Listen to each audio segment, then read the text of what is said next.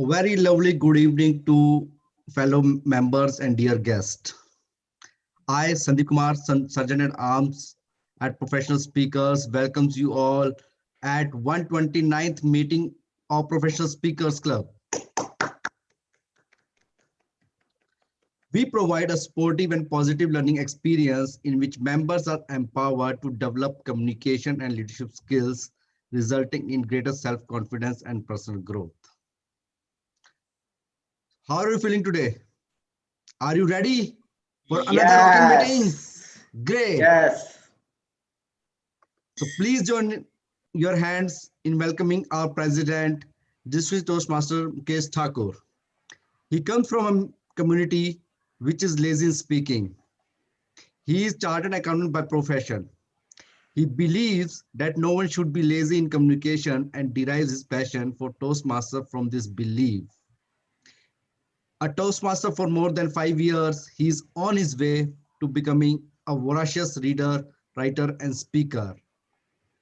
Without much ado, let me welcome District Toastmaster Mukesh Thakur on the stage.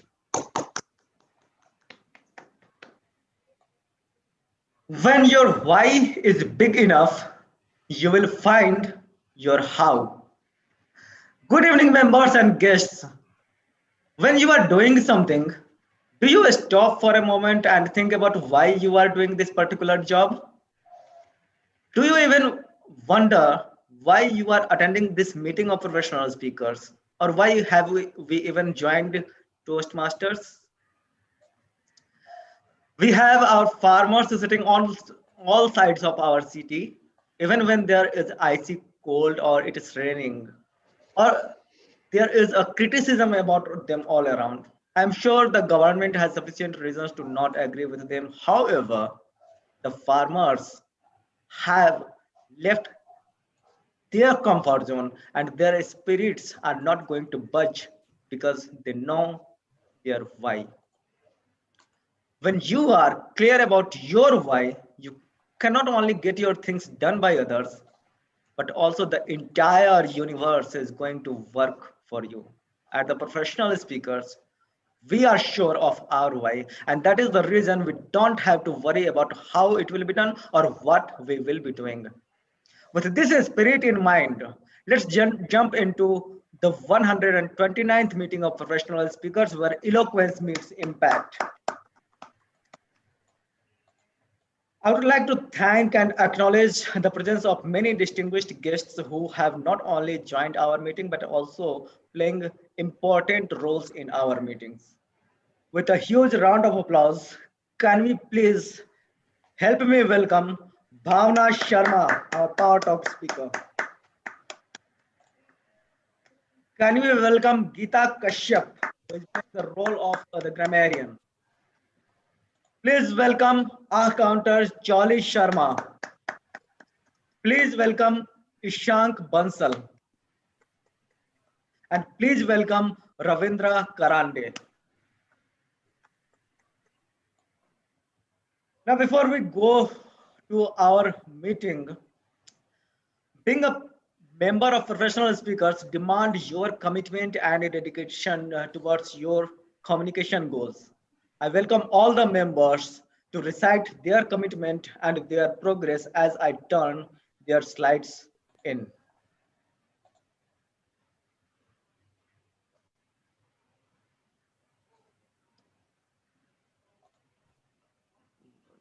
And,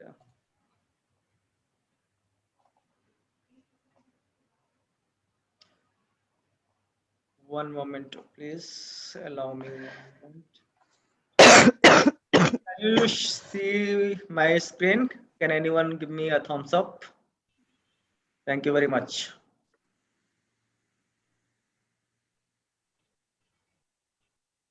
Good evening, professional speakers. This is Aditya. My short term goals are to become a social media influencer. I plan to achieve that goal by publishing at least 6 engaging posts every week. My second goal is to increase my reading speed up to 300 words per minute, and I plan to achieve it by reading 100 pages a week. A little saddening to announce, I'm running a little short on my short-term goal, but I plan to get back on track very soon. Thank you. Thank you.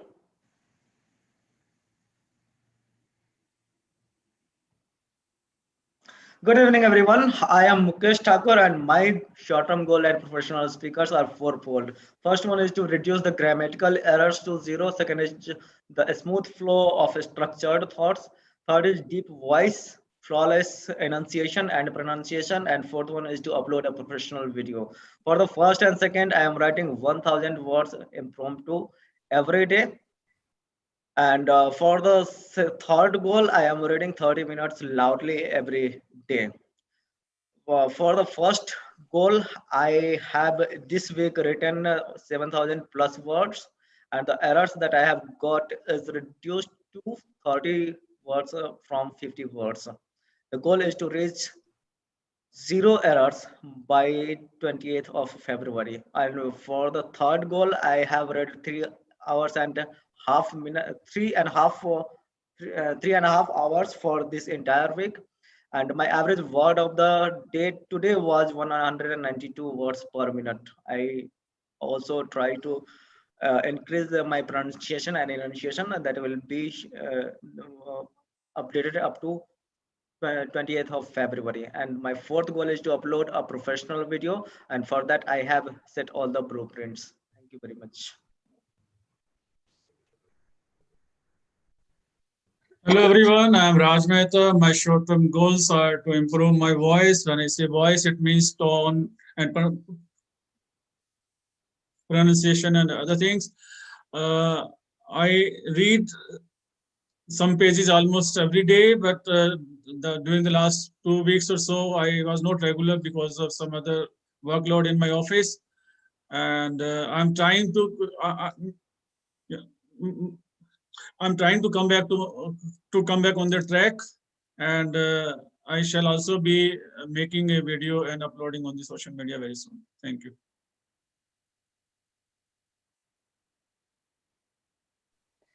Good evening, everyone. I have 4 short-term SMART goals. The first is to reduce crutch words and filler sounds to less than 4 in an 18-minute speech. The second is to have 0 grammatical errors. The third is to use at least 4 new or uncommon words or phrases in 18-minute speeches and at least 1 uncommon word or phrase in a 7-minute speech. The last one is to have 0 defects for time limits. The status is as it has been recorded. Thank you so much. At the outset, I would like to thank Toastmaster Aditya Gupta for participating in a workshop on international speech contest. I'm given to understand that it went quite well. So thank you, Aditya.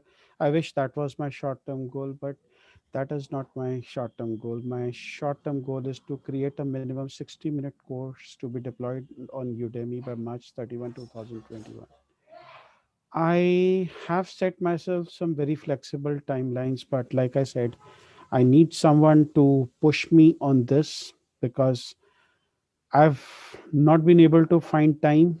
Recovery from COVID is not easy. I get tired very easily, not able to concentrate for more than an hour at the most. Although it is improving, hopefully by next week, I will have some good news for you.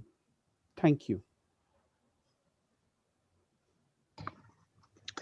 Hello, everyone. Once again, I have 2 SMART goal for this quarter by that is end of March 2021. One is to have the better command English language, and by writing the blogs or reading the novel.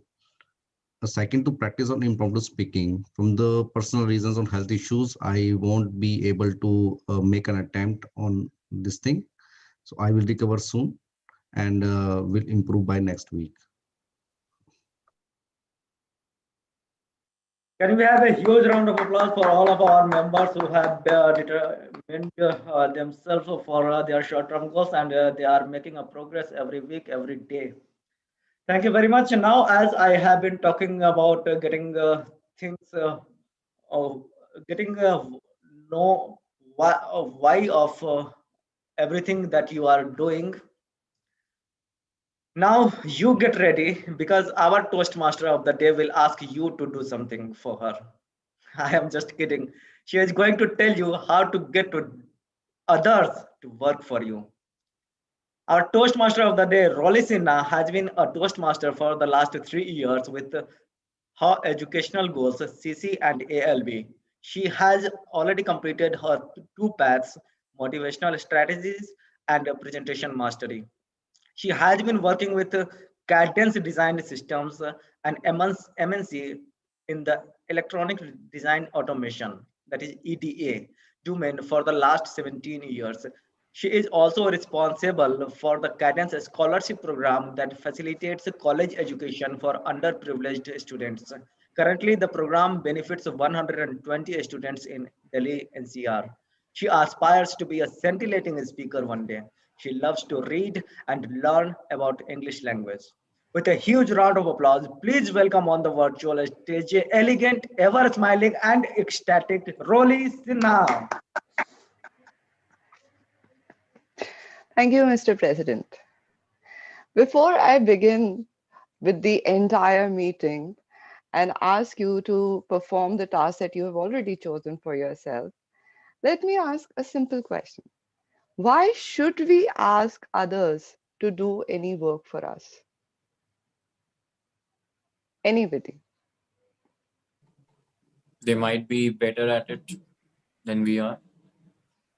Sure. You are leveraging your capacity by getting things done by other people.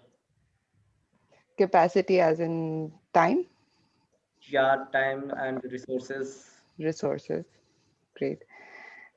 So we understand that their skills may be better, the advantage of having more time and more resources for ourselves to dedicate to some other tasks that we need to do are good reasons for getting people to work for us. I asked all of my role players a simple question. What are the problems that they foresee when they're asking others to do any task for them?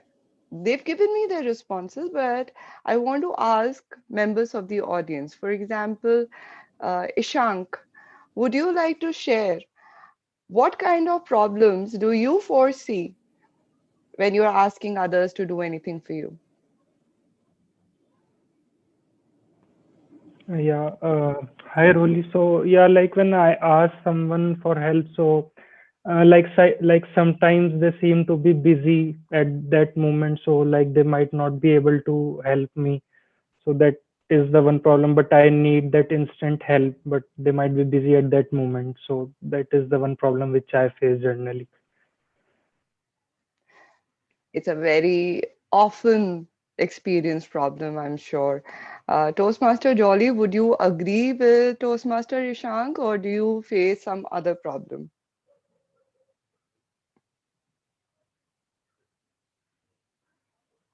You can unmute yourself, Toastmaster Jolly.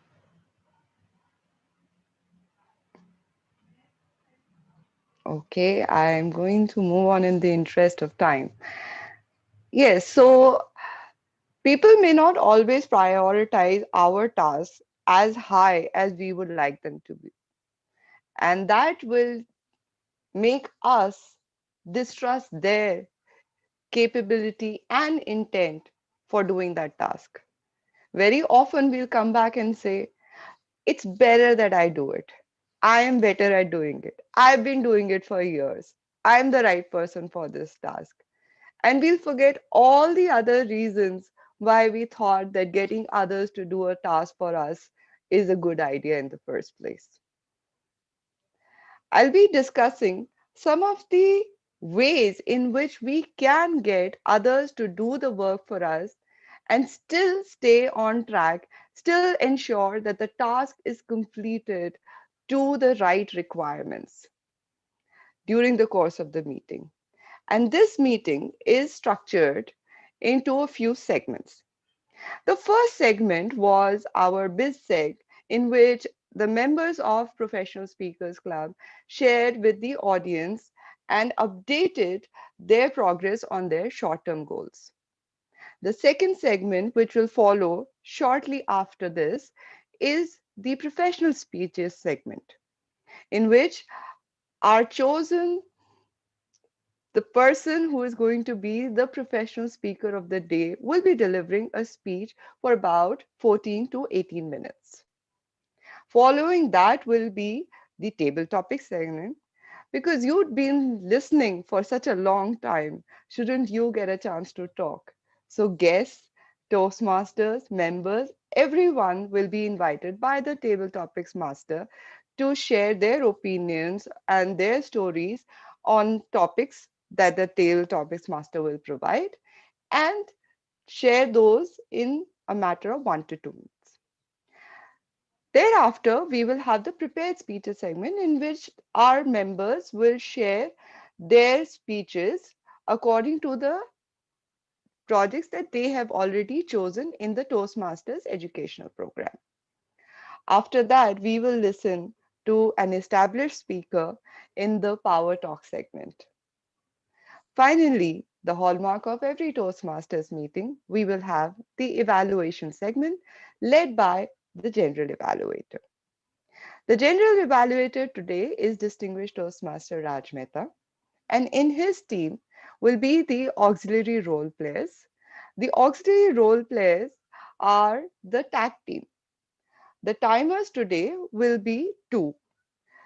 For the first half, Toastmaster Sandeep will be the timer for you, and he'll be sharing the timing notifications as he is doing right now through the use of paper cards. So make sure that you pin his video and deliver your speech according to the cards that he's showing. During the table topic segment, which will be managed by our table topics master, Toastmaster Sandeep, the timer will be Toastmaster Aditya. It's a good idea to pin his video during the table topics segment so that you can see the timing cards that he will be showing by the use of a virtual background. Our counter today is a visiting Toastmaster, Toastmaster Jolly Sharma. Our grammarian today is also a visiting Toastmaster, Toastmaster Geeta Kashyap. I'd like to invite Toastmaster Geeta Kashyap to share the word of the day for us. Please join me with a huge round of applause for her. Yes, good evening, everyone. So I'm the grammarian for today, and I'll keep a track of all the good and bad uses of the language, and also the word of the day. The word of the day is nonplussed. Nonplussed, which means totally confused. Henry looked completely nonplussed after his chemistry class. So I'll put that word in the chat box as well. Thank you. Over to you, Rolly. Thank you so much, Madam Grammarian. We now move on to our professional speech. Our professional speaker today is a valiant enthusiast in the field of Toastmasters. I've hardly ever seen somebody rise up to the occasion as well as he does. And he does so every single time. Much to learn from him.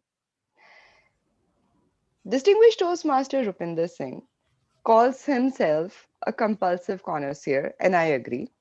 He calls himself a lethargic laggard. Sometimes I agree. And he calls himself a sound sleeper. Thankfully, I have not had the pleasure of listening to the sounds of his sleep. But I'm sure that, okay, that's the sound of his sneeze and not sleep and cough. So we all wonder why and how he has achieved so much. And to that, he says he also wonders. He says me too, but then I didn't want to credit him with that movement. He's a father to a handsome son, and he believes that his son has taken after him, and he has all of my blessings and good luck and good wishes. I'm sure that you've all wondered how to carry out the general evaluator's role effectively. We all make mistakes during that. And those mistakes can be very costly, simply because on the the general evaluator's report rests the quality of the meeting, of the future meetings as well. If they are not pointed out, those mistakes will deal us a very huge blow later. So it's in our interest to listen very carefully to distinguished Toastmaster Rupinder as he elaborates the general evaluator's role and how we can be proficient and expert at it. Distinguished Toastmaster Rupinder Singh, General Evaluator, Best Practices, General Evaluator, Best Practices, Distinguished Toastmaster Rupinder Singh. Thank you. I must admit that I'm a bit nonplussed after that generous introduction. I'm pretty sure that Rolly means well. I'm not sure. I know that Rolly means well. So, being a general evaluator, to me, being a general evaluator is being one of the most powerful persons. And when I talk about power, two quotes come to my mind. The first one is what I heard in Spider Man and what I tell people who have my wife's phone number, that with great power comes great responsibility. The second one is power is something that you wield only as a last resort. Last resort.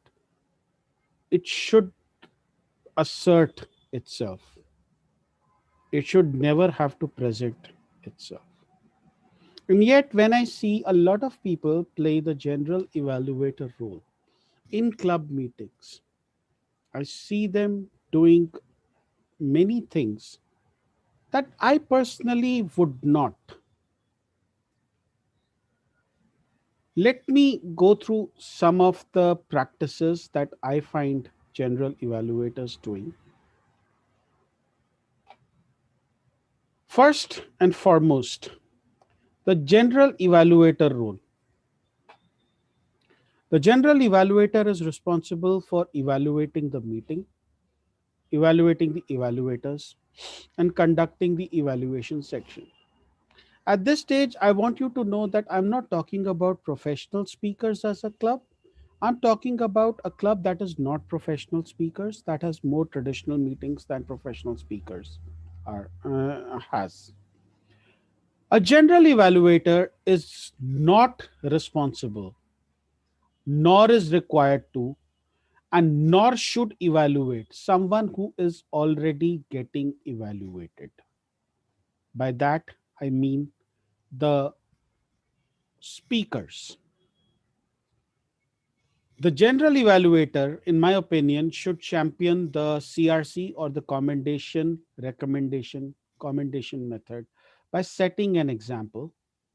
The most important part, a general evaluator should not take more than 5 to 12 minutes of the total meeting time. Last but not least, if you are a general evaluator, you are not God. You should never be under the assumption that you are not answerable to anyone and that you will get away with anything and everything that you say. So, what makes a good general evaluator? I was recently watching this TV series, The Crown. It is the story of Queen Elizabeth from the time that she became queen to almost the present times. Now, in one of the episodes, she has her sister officiate in her place, and her sister conducts herself in a manner that is not befitting of a royal title. They have a conversation, and at one point, her sister says, "The monarch should shine? To which Queen Elizabeth replies, the monarchy, not the monarch. That statement to me is the very essence of leadership, is the very essence of evaluation. It is your role that should shine, not you. Many times I see general evaluators trying to impress people. And one of the most, how should I put it? One of the most disappointing areas is when they go about evaluating speakers. Speakers already have a dedicated speech evaluator. When you provide an evaluation on top of that speech evaluation, in my opinion, you are undermining the evaluator.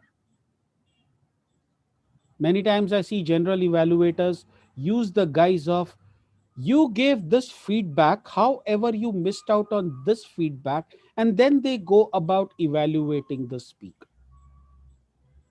There was one advanced club that I meeting that I attended. Just to give you an idea, they have 3 speech evaluators. Then they have a lead evaluator. The lead evaluator introduces the 3 speech evaluators. Each of those 3 speech evaluators respectively speaks about the content, the delivery, and the expressions for 3 minutes each. That is 9 minutes of evaluation. After that, the lead evaluator comes and talks about what the 3 evaluators spoke about.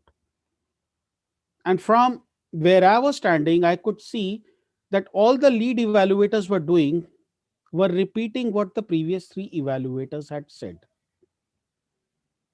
But that was still excusable. What was not excusable was for the general evaluator to come in, thank the lead evaluator, then go about evaluating the speaker all over again.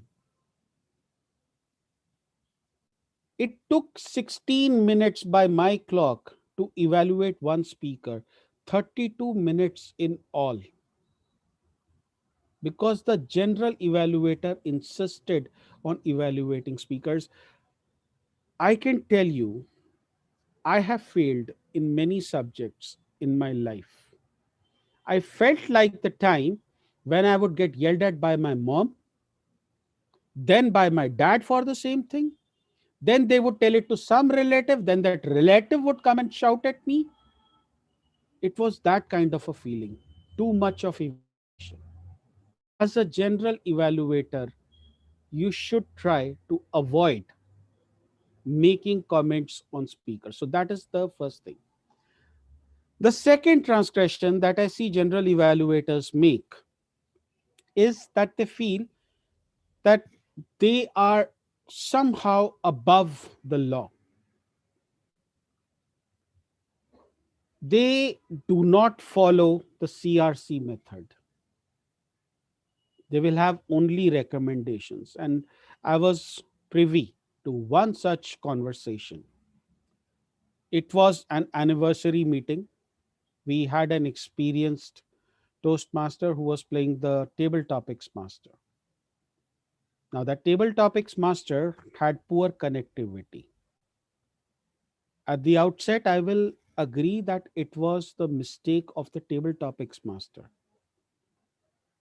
Because despite poor connectivity, they insisted on running a wheel, selecting speakers, then giving them a topic, then trying to be more creative with topics by having turn codes which people hardly understood. I get that. At one point, I messaged the table topic master that give me your topics and I will share it with the speakers. The table topic master got a lot of things wrong that day. But the general evaluator did something even worse.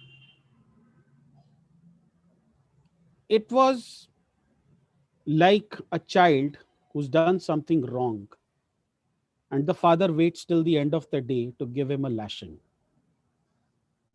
The general evaluator literally did that.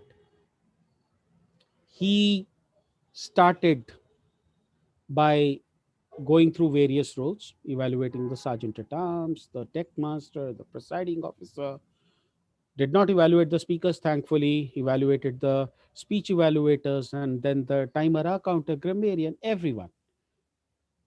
In the end, he set aside almost 3 to 4 minutes for the table topic master. And then he let the table topic master have it left, right, and center.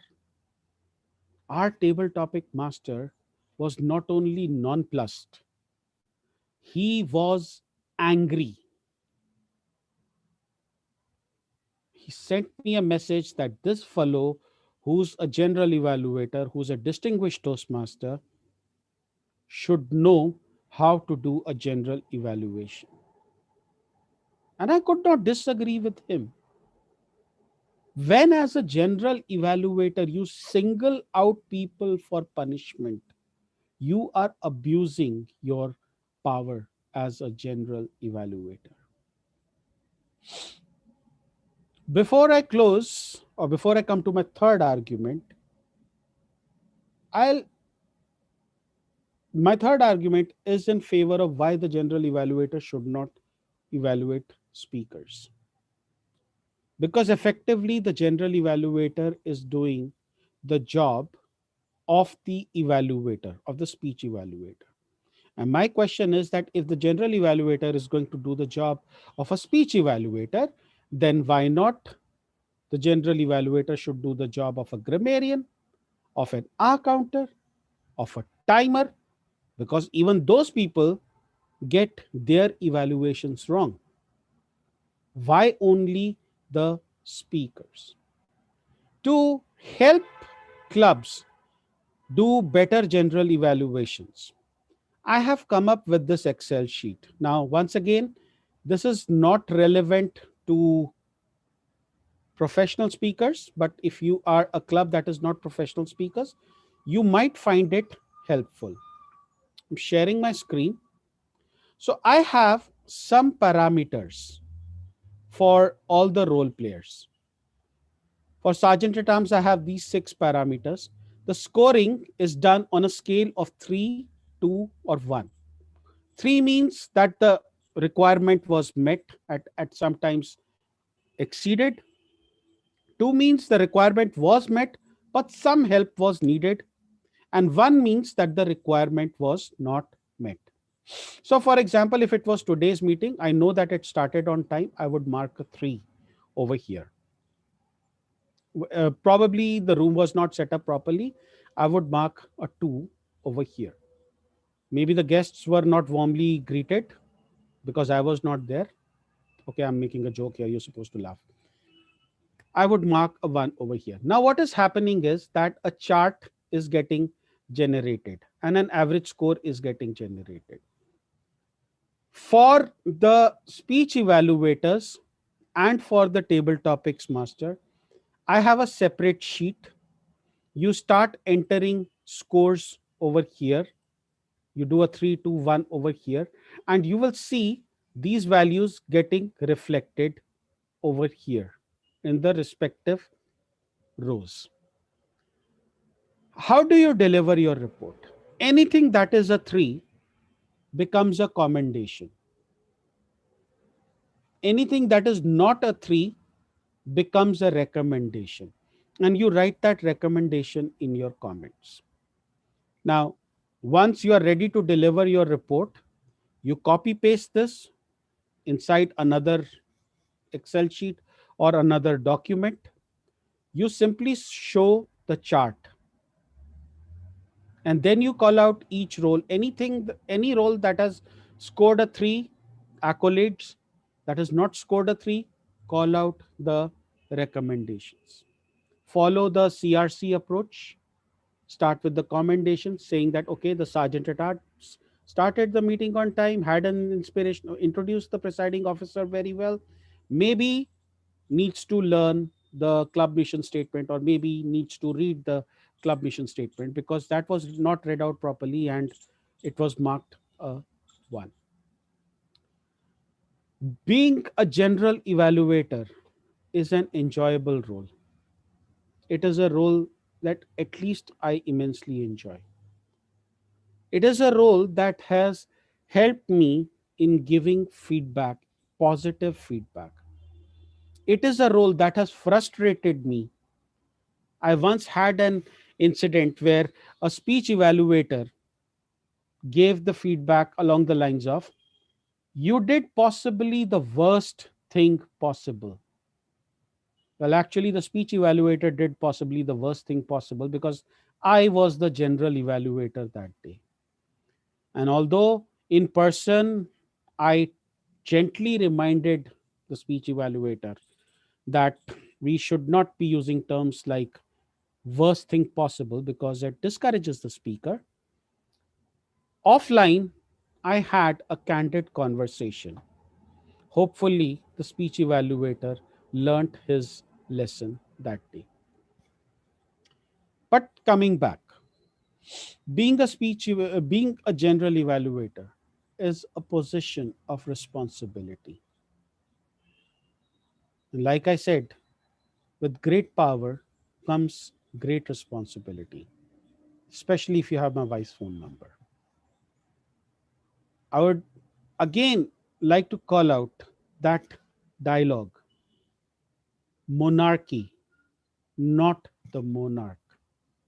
As a general evaluator, your role should shine, not you as a general evaluator. Thank you for being such a patient audience, and I wish that every one of you strives to be a better general evaluator, because when you are a good general evaluator, you encourage others to follow your examples. When others follow your example, your evaluations become better. When your evaluations become better, you provide the supportive and positive learning experience that everyone desires and needs. Back to you, Madam Toastmaster of the Day. Thank you so much, Mr. Professional Speaker and Master General Evaluator. I'm sure that if we follow your advice, stick to our role, and use the sheet that you have so generously provided, at least to the Professional Speakers Club and maybe many other clubs where you have visited and are a member. I'm sure that that sheet is going to be very useful and make our task a lot easier. Now, ladies and gentlemen, the guests especially, you might have noticed that while I was calling on distinguished Toastmaster Rupinder Singh for delivering his professional speech, I never asked anybody to be his speech evaluator and list down his project objectives. That is because in professional speakers, we follow a round robin format of evaluation in which everyone, each member of the audience, notes down certain points of commendations and recommendations for the speaker. And during the evaluation segment, the general evaluator will call these speakers so that they can ask any one of us to specify our feedback for them. So let's take 1 minute to note down whatever feedback we have for our professional speaker. Timer, please let me know once the 1 minute is up. Thank you. Members of the audience, please, all of you, note down your observations.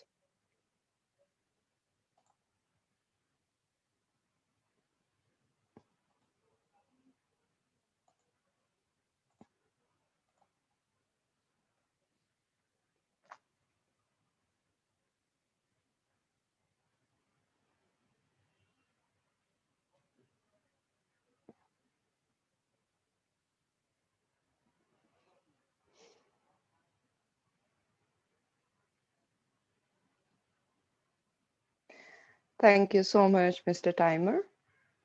I'm assuming that the green card means that the 1 minute is up. When I had asked distinguished Toastmaster Rupinder Singh as to what kind of problems he faces while getting others to do the work for him, he said that most likely the work will not be done according to his specifications. For this, what I have found to work for me is to clarify the task in my mind first and then note it down, answering a few questions. What needs to be done? What does not need to be done? What needs to be done and by whom? Who needs to do it by what time? Because let's face it, if there is no deadline, nothing gets done.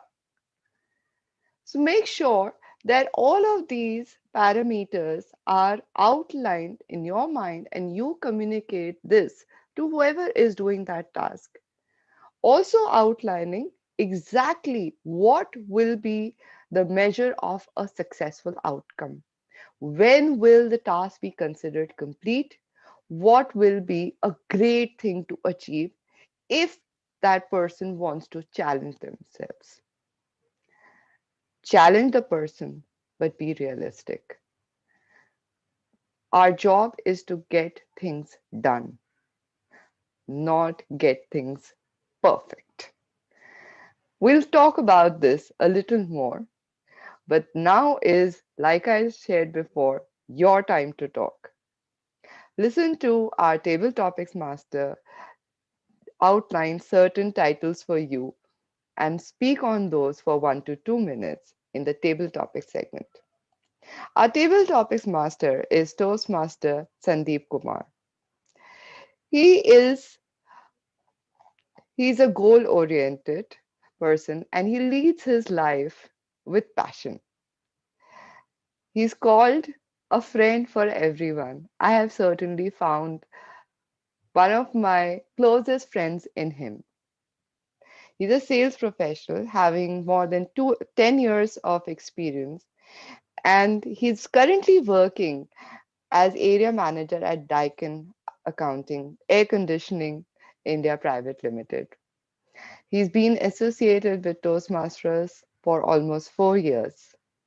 Please applaud as I welcome Toastmaster Sandeep Kumar to put his timer hat off, give it to Toastmaster Aditya for the time being, and don the hat of Table Topics Master, Toastmaster Sandeep Kumar. Thank you, Madam Toastmaster today. Now, guest, are you ready? I request before I start the section, I request Aditya to please show the cards on the screen just for the benefit of the guest. Thank you, Aditya. So this is a very interesting section in which members and guests are opportunity to speak as mentioned by Madam Toastmaster of the day. Please don't forget to use the word of the day. Let me invite Ishank Bansal on the stage. Ishank, are you ready to take the topic? Yes, Toastmaster Sandeep. Actually, I apologize. Actually, my net is not stable, so I'm not able to put on my video. Yeah, I'm ready for the topic, Sandeep. Thank you. Ishank, are you married? No, not yet. Okay. Okay. You have a friend who is very lazy. Okay. And you want bank work to be done by him and you are not in the town. Okay. To make an attempt, you have to convince or maybe pursue your friend to get your work done. Okay. Okay. Over to you, Ishank. Hope you got the topic. Yeah, I got the topic. I got the topic. Thank you, Toastmaster Sandeep, for giving me this topic. So as I am out of the town, so firstly, I will approach my best friend to do this task. Like this is my work, so I will just call my one of my best friend to like just call him and say like I am really busy, like this is the end date of this task. Like suppose I have to submit a check in the bank and like it will bounce after today only. So like I will convince him by saying that like if you will not do this task, I might get lost my money. So it is really important for me, and like as you are my best friend, so that's why I have approached you to do this task. That's it from my end, Toastmaster Sandeep. Over to you. Thank you, Ishank, for such a great speech, and you has actually made a nice attempt. Now, Thank I would you. like to invite Kamal Malik on the stage. Kamal, are you ready? Guest Kamal, are you there?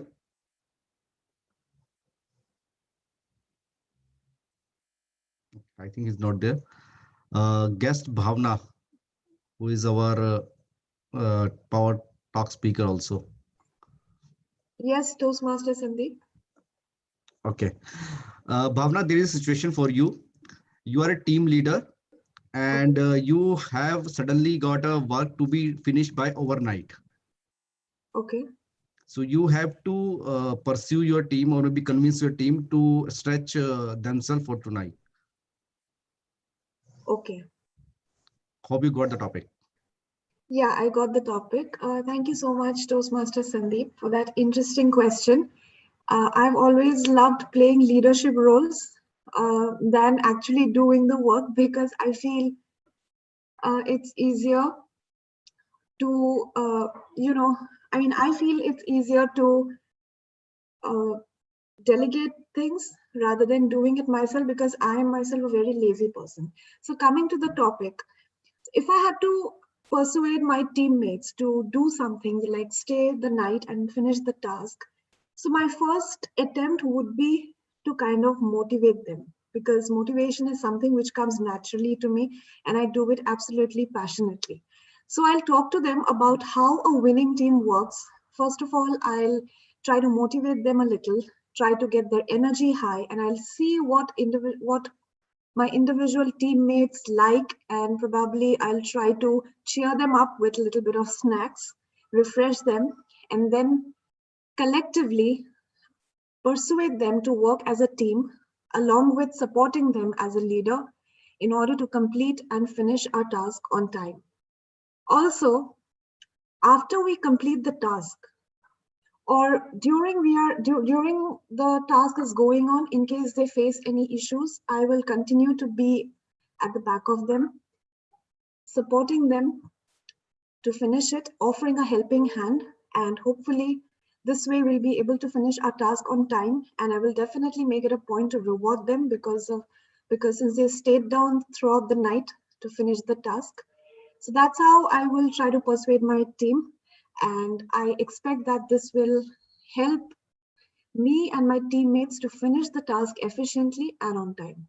Thank you so much. Over to Toastmaster Sandeep. Thanks, Bhavna. It was indeed a great speech. Now, I would like to invite guest Jolie on the stage. Jolie, are you there? Yes, Sandeep, I am there. Yeah. Jolie, your topic is which one is better, being busy or being productive? Which one Being is busy better? or being productive? Productive. Okay. Yes, over to you, Jolie. Thank you, Toastmaster Sandeep, the table topic master, for such a wonderful topic, or being productive. I've seen people in the teams, they tend to be very busy. Even they love showing off that they are the most busy person in the team. And there are few who are actually productive, because when you assign some task and they definitely grab it, and then they show up the results also. In a team, I have seen there is a healthy mix of such kind of people. You cannot even say that the busy people, they should be kicked out of the team, because at times they are the ones who helps you to just save from situations, especially when the management, they start questioning the things that your team is not having enough work, then these busy people, they come to your rescue. You can just show off that, yes, see how much my team is busy. They are just spending their midnight hours and just keep working. They are so much engrossed in the work. So I think being busy also helps at time. And such people are also required in the team. And being productive, definitely, that is the icing on the cake. Over to you, table topic master. Thank you, Jolie. Now I would like to invite guest Geeta on the stage.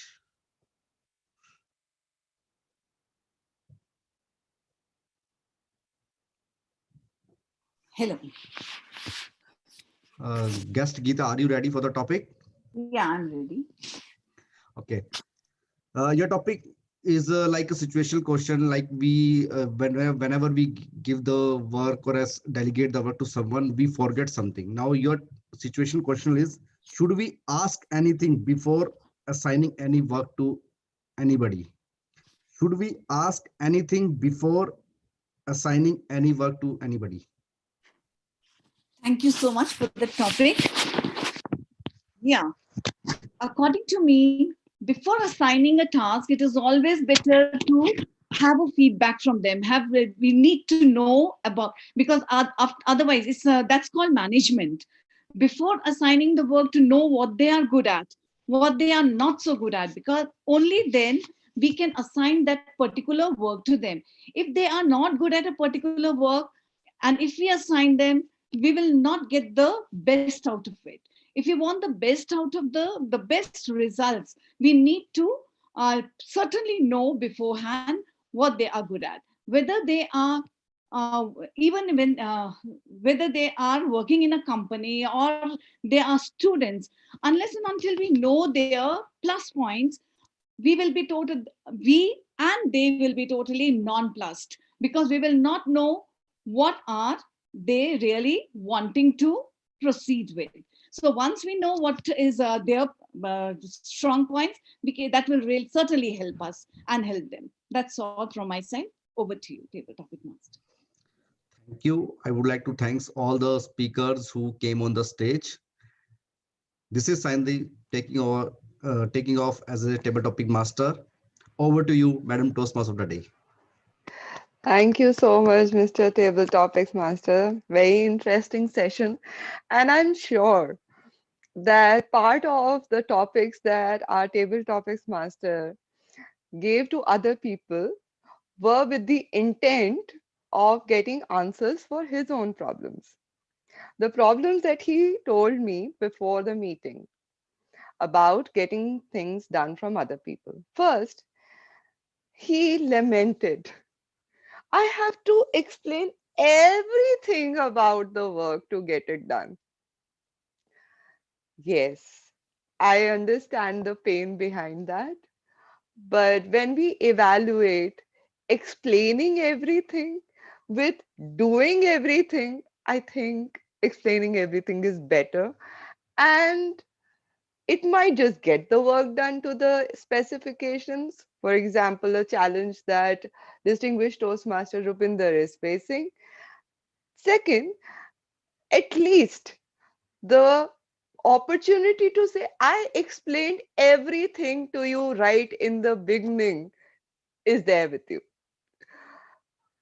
The other part that he was very sorry about is that people don't say no directly. They will simply say, I have some other things pending, which could be true. And in that sense, it becomes our responsibility to explain the importance of this task. Perhaps if they understand why this is so critical, they will prioritize this higher than what they already had on their plate. It also seems to me that this Toastmasters meeting is made up of extremely lazy people. Our professional speaker is a self-prophesized laggard. Our Power Talk speaker confessed in the table topics that she is a lazy person. I am so lazy that I don't even work from home. I work from my bed. I don't even bother to sit at a table and work from there. And now I'm calling another person who calls himself lazy in speaking because he comes from what he calls as a lazy community, that of chartered accountants. We are moving to the prepared speeches segment, and our first speaker today is distinguished Toastmaster Mukesh Thakur. He says that his passion for Toastmasters is driven because of this feeling of laziness.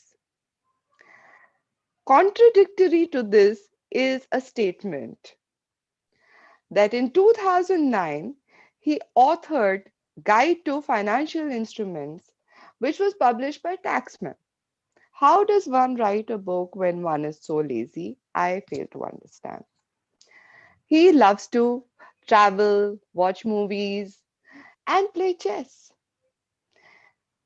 Not just this, he also indulges his desire for adventure, but by taking up the stage more and more frequently.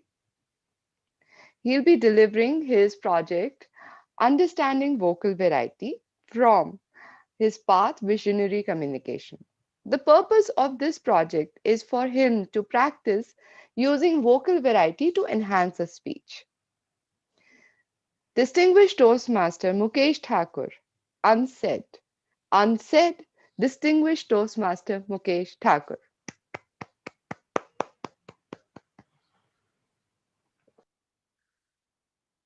A wise person once said,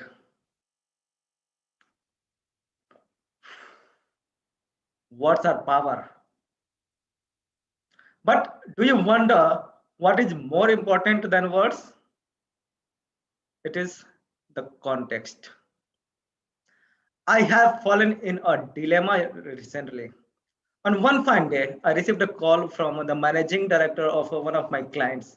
He said, Mukesh, I am coming on Delhi on 25th of December and I have something important to discuss. This information is sensitive and discreet, hence please come alone. Now I am a human being and I have curiosity. If I am told that I am going to be shared some information after a few days, do you think I will be sleeping sound before satisfying myself what that information could be? When I met him in Shangri-La at Connaught Place, he took me to his room and shared this information that crashed all the previous presumptions. He shared that the management has decided to remove Raghav from the post of CFO. As per the protocols stipulated by the group management, when an employee is fired, they are informed on the same date, they are paid 3 months salary as a compensation, and they are not allowed to reach out to their desk after that information is shared with them. The management wanted me to take the handover discreetly and support the company until a replacement is found. Raghav is like my brother. It was me who have recommended him to that company. On my recommendations only, he had relocated himself to that this outskirt place, brought his entire family here, and he had even paid an advance for buying a house there. If this job is gone, his entire life is going to be destroyed. He believed in me blindly.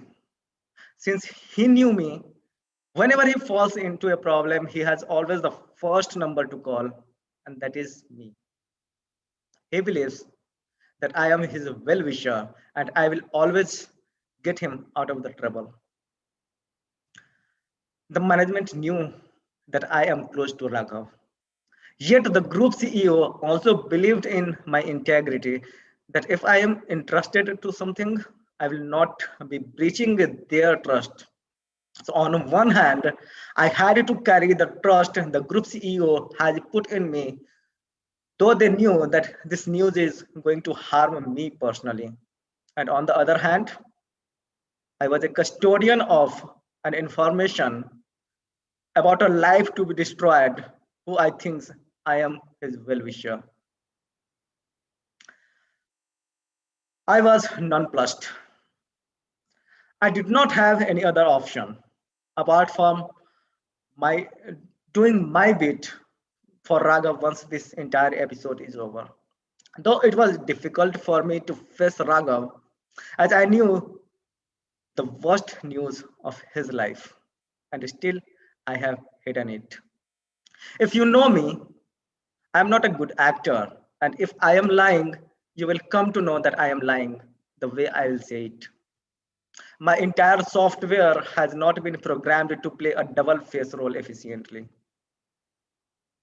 Now, if you want to avoid some situation, it will happen the way you wanted to avoid it. A few days later, Raghav called me and said that he is not feeling good and he has a hunch that something is not good. He asked me if I am aware of anything. He assumes that if had I been given a chance, I would put him above the group management and would share all the information by trusting him. I did not know what to say. All I said, the management is supreme. You can't do anything. You have to do whatever the management says, and we cannot do anything about it. He said, eh, is there anything wrong? I think you are not telling me the right thing. Please tell me if there is anything wrong. I felt I have gone too far. I have disclosed too many facts.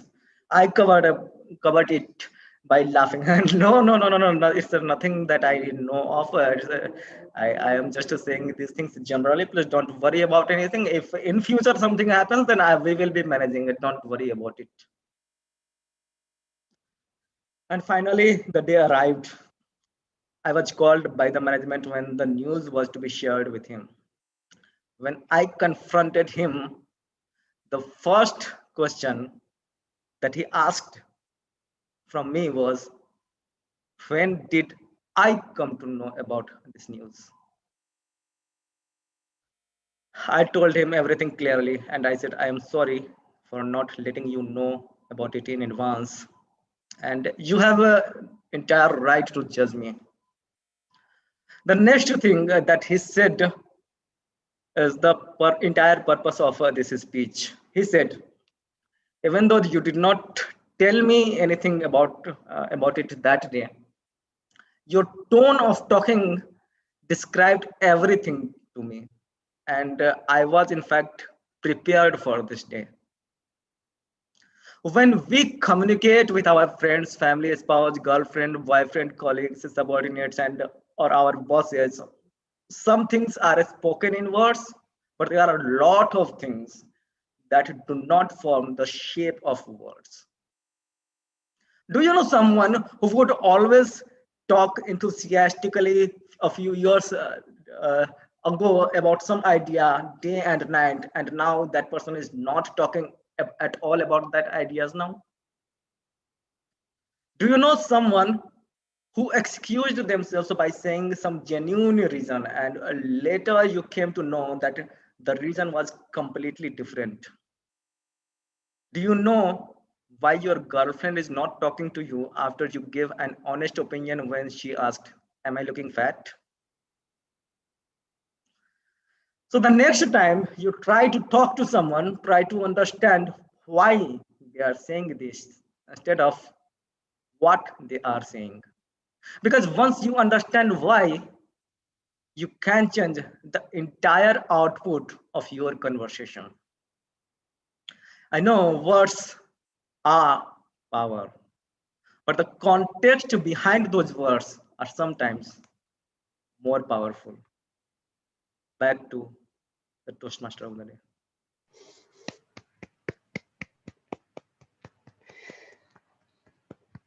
Thank you so much, Toastmaster Mukesh, for defining the power behind the words and not just of the words. Thank you.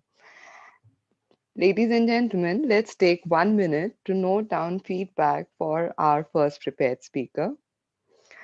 Please note down your commendations as well as recommendations. I believe Toastmaster Sandeep has put his timer hat on. I can see that there's another hat that's more cool than the timer hat.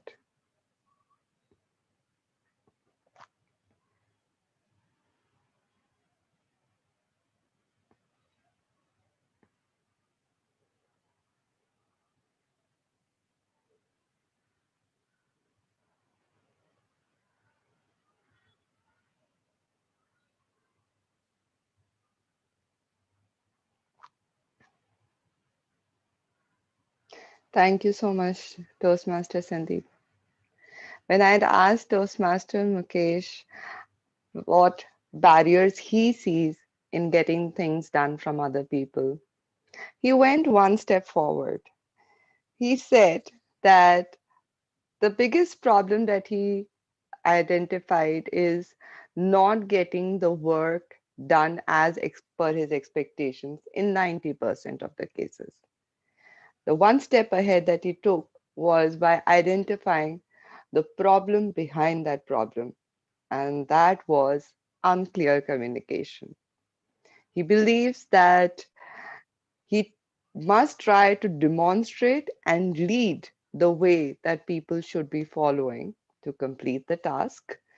And it requires a lot of patience. It requires clarity in communication. To add to his belief, I feel that we must identify the person who we have chosen for doing that task and choose our style of delegation according to that. If the person really needs a lot of information, we must provide a clear cut plan of action. If the person is more of a doer and takes initiative, loves challenges, perhaps they'll be better off with a little less information, but a lot of description of the vision that we have for our action and the task that we have assigned to them. It is time to call on our next speaker. Our next prepared speaker is Toastmaster Aditya. He describes himself as a listener, a learner, and a speaker. He lives on the inside out philosophy and practices the 33% law, which means that he spends 33% of his time with those from whom he can learn, who are way ahead of him, and spends 33% of his time with his peers, with family and friends. The final 33%, he shares those who need to learn, he shares his learning with them and helps them grow. He is on a mission to lead a meaningful life and impact at least 1 million lives by 2030.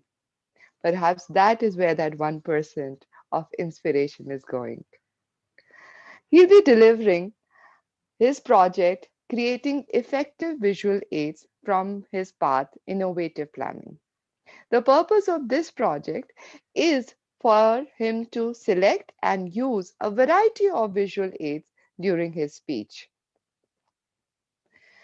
Toastmaster Aditya Gupta, what breaking the 4-minute mile taught us about the limits of conventional thinking? What breaking the 4-minute mile taught us about the limits of conventional thinking? Toastmaster Aditya Gupta. Thank you so much, Madam T.M. Modi. Can you please, by a thumbs up, let me know if I'm audible and visible properly? Absolutely. Perfect. Most people know the basic story of Roger Bannister, who on May 6, 1954, busted through the 4-minute barrier with a time of 3 minutes, 59 seconds, and 4/10ths of a second. For years, milers had been striving against the clock, but the elusive 4 minutes had always beaten them. It had become as much a psychological barrier as a physical one. And like an unconquerable mountain, the closer it was approached, the more daunting it seemed. This was truly the holy grail of athletic achievement. It's fascinating to read about the pressure, the crowds, the media swirl as runners tried in vain to break the mark. But there was one guy, Roger Bannister. He was called an outlier, an iconoclast, a full-time student who had little use for coaches, and he devised his own systems for preparing to race. The British press constantly ran stories criticizing his lone wolf approach and urged him to adopt a more conventional regimen of training and coaching. Back to the story, the 4-minute mile barrier stood for decades. And when it fell, the circumstances defied the confident predictions of the experts in that field.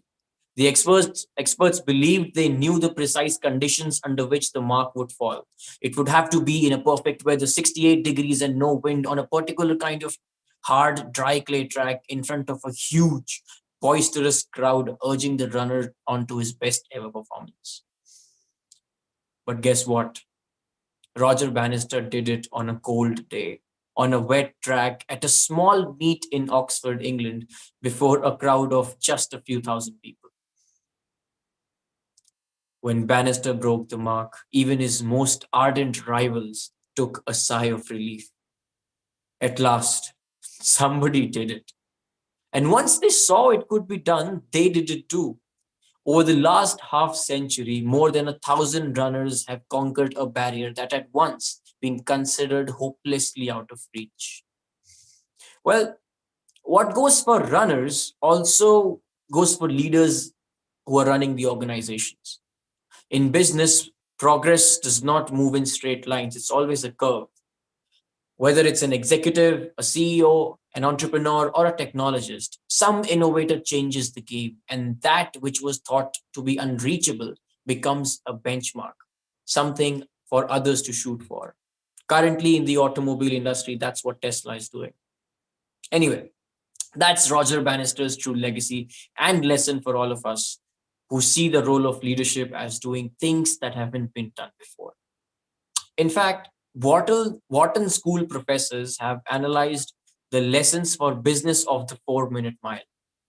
How is it that so many runners smashed the 4-minute barrier after Bannister became the first to do it? Several questions popped into people's head. Was there a sudden growth in human evolution? What happened? The clear answer was no. What changed was the mental model. The runners of the past had been held back by a mindset that said they could not surpass the 4-minute barrier. When that limit was broken, the others saw they could do something that had been previously done before, and that had been previously thought to be impossible. Most thinking about strategy, competition, and leadership emphasizes the tiny intricacies of business models in terms of revenues and costs. But the mental models are what allows organizations and their leaders to try not just to be the best at what everyone else is doing, but to do the things that only they can do, which over time shows others what is possible, what is possible. They don't accept the limitations, the trade-off, and the middle of the road sensibilities that define conventional wisdom. In other words, great leaders don't just outperform their rivals. They transform the sense of what's possible in their fields. That's what makes icons like Roger Bannister so unforgettable and so important. Back to you, Madam Tia Modi. Thank you so much. It's one of my favorite stories from my school time. And it never fails to inspire me. Thank you for bringing that to us, Toastmaster Aditya. When I had asked Aditya about the problems that he encounters when others are asked to do a task, he said it's the quality of the output that he worries about the most, because others might not take it as seriously as he would. Yes, that is a huge challenge, and that worry would cause us many a sleepless night. However, there is a way out. Inform what you want to get done, by what time, and when you'll be checking for that. Progress reports will help you identify whether things are on track or if you need to take action, and you can do so while there's still time in hand. What gets done is not what we expect.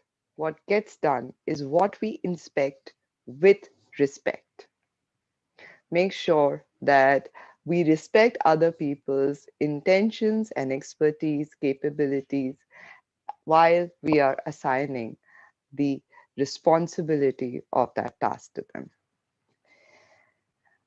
When we listen to the insights of the wise and experienced, we learn faster, we grow more.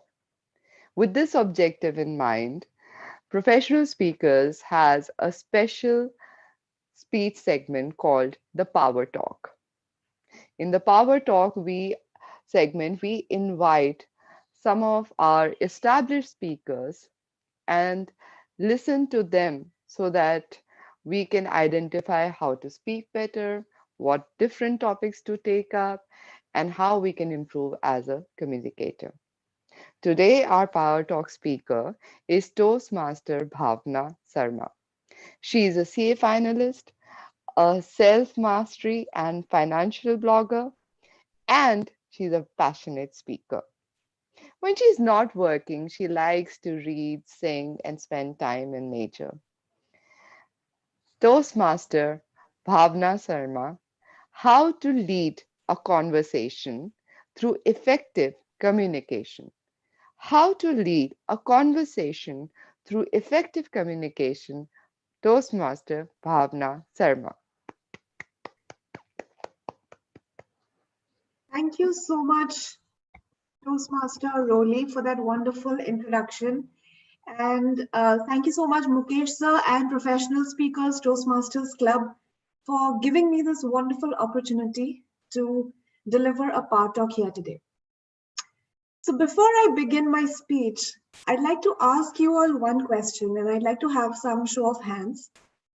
So how many of you think that effective communication is an essential ingredient for being an effective leader as well? Great, great. I agree to that too, because I believe that effective communication makes you an effective leader.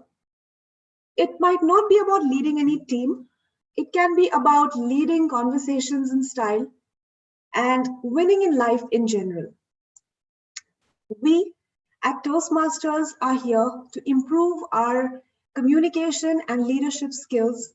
And I'm more than happy today to share some tips that I have learned through real life experiences that will help you too to become an effective communicator and lead conversations like a pro.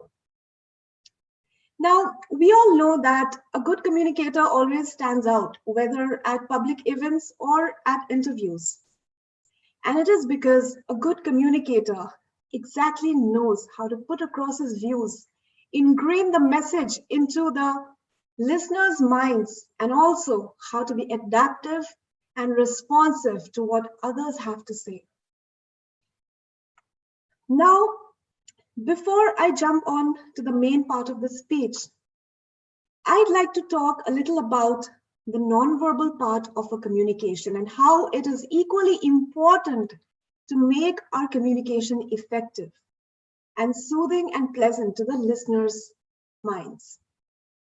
Oftentimes, in our offices or at homes, we face situations, difficult situations, where we find ourselves lacking words to express ourselves clearly, which give rise to a lot of misunderstandings.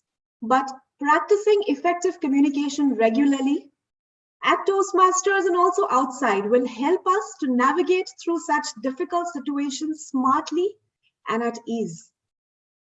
So before I move on to the main part, which is about how to effectively start a conversation and end it gracefully, I'd like to touch upon 3 things which are nonverbal tips to make your communication effective.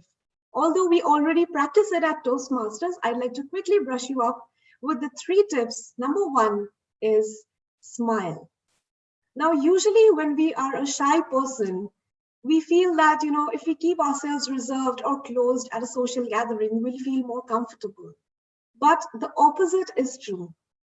Trust me, if we just go somewhere at a social gathering, if we just start smiling at people, have a gentle smile on our face, it'll make us feel much more at ease, because smiling tricks our brain to actually feel comfortable, and it works as a 2-way process.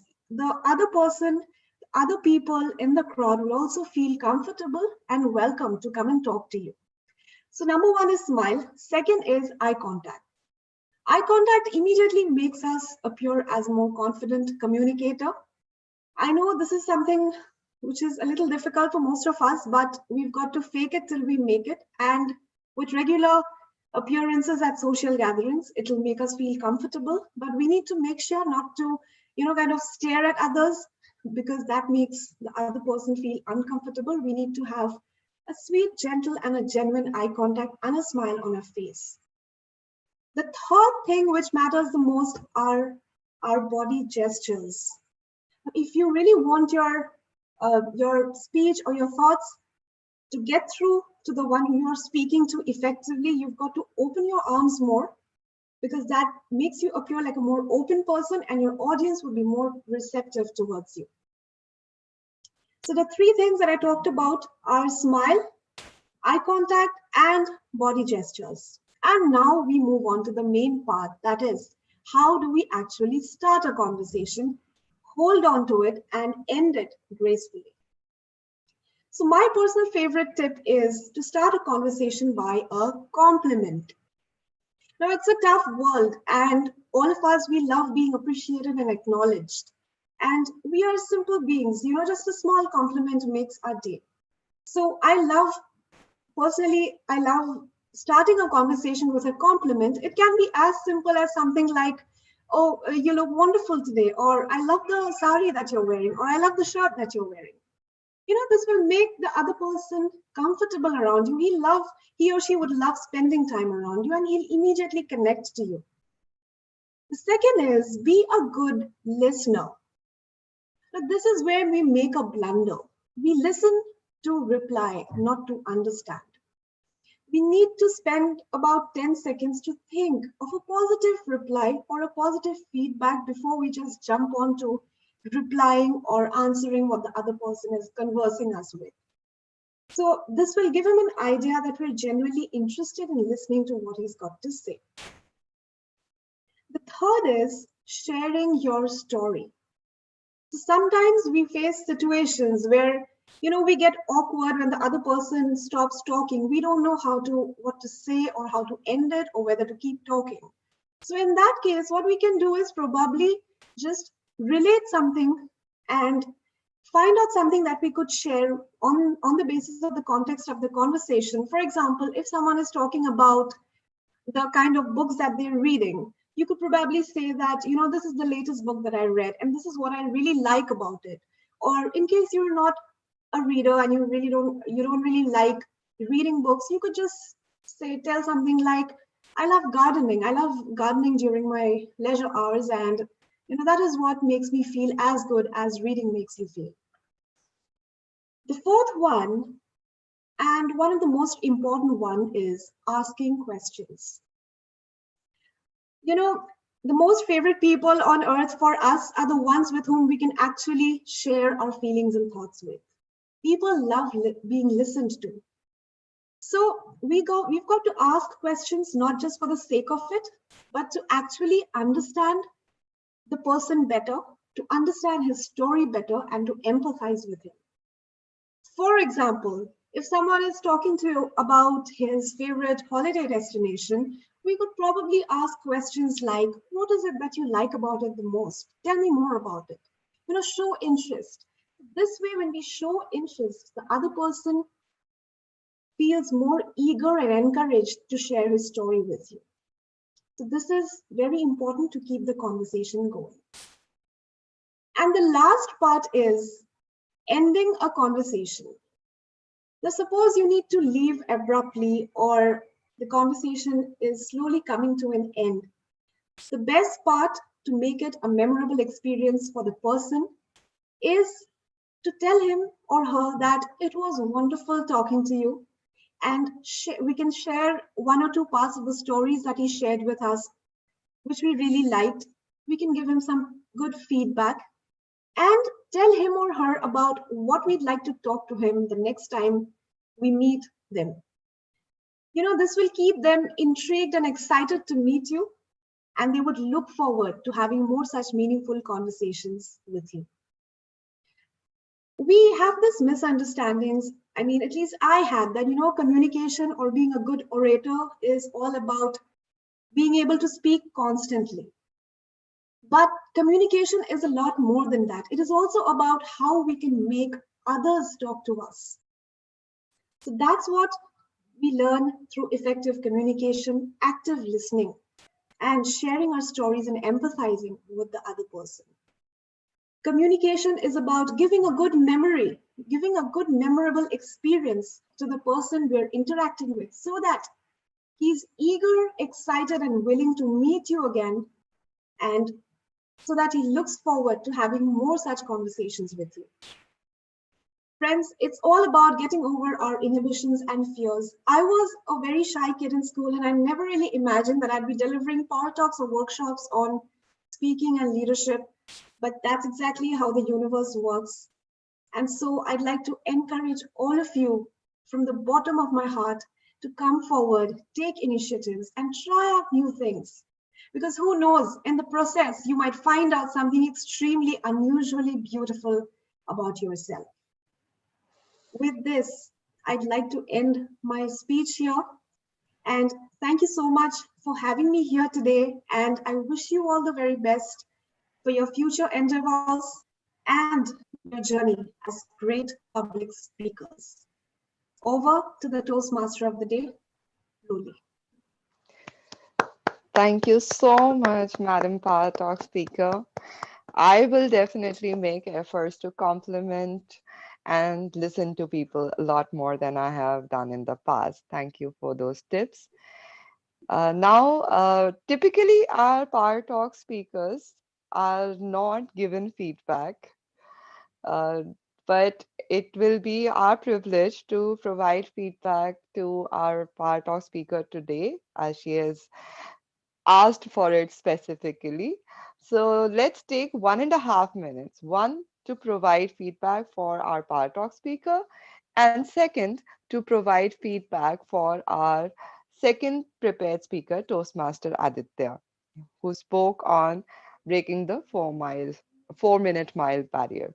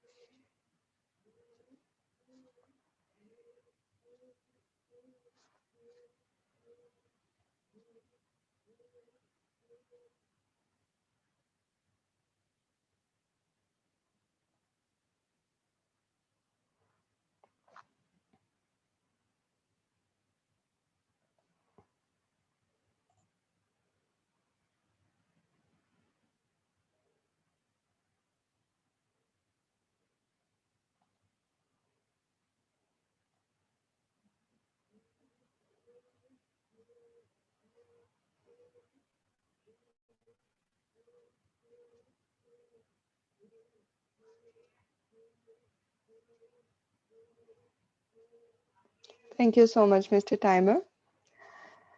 When I had asked our Power Talk speaker for the problems that she encounters, She said that she doesn't, and there are reasons why.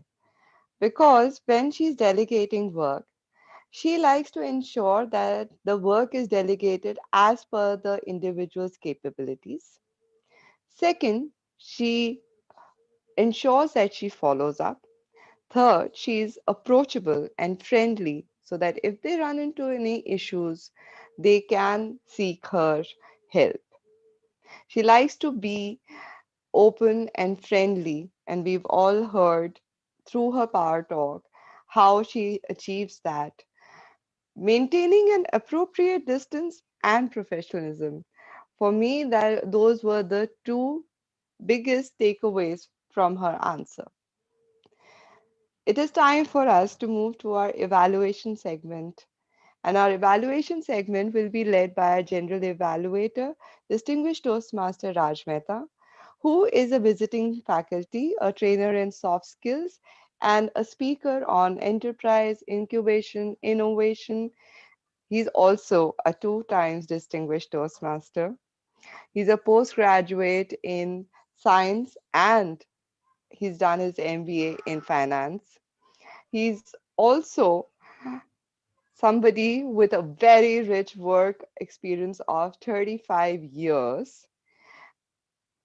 He used to work at IIT, and we used to have this joke that he works at IIT but not for IIT until he finally corrected us. But now we have learned that he works for IIT but not at IIT. He works at ITU now.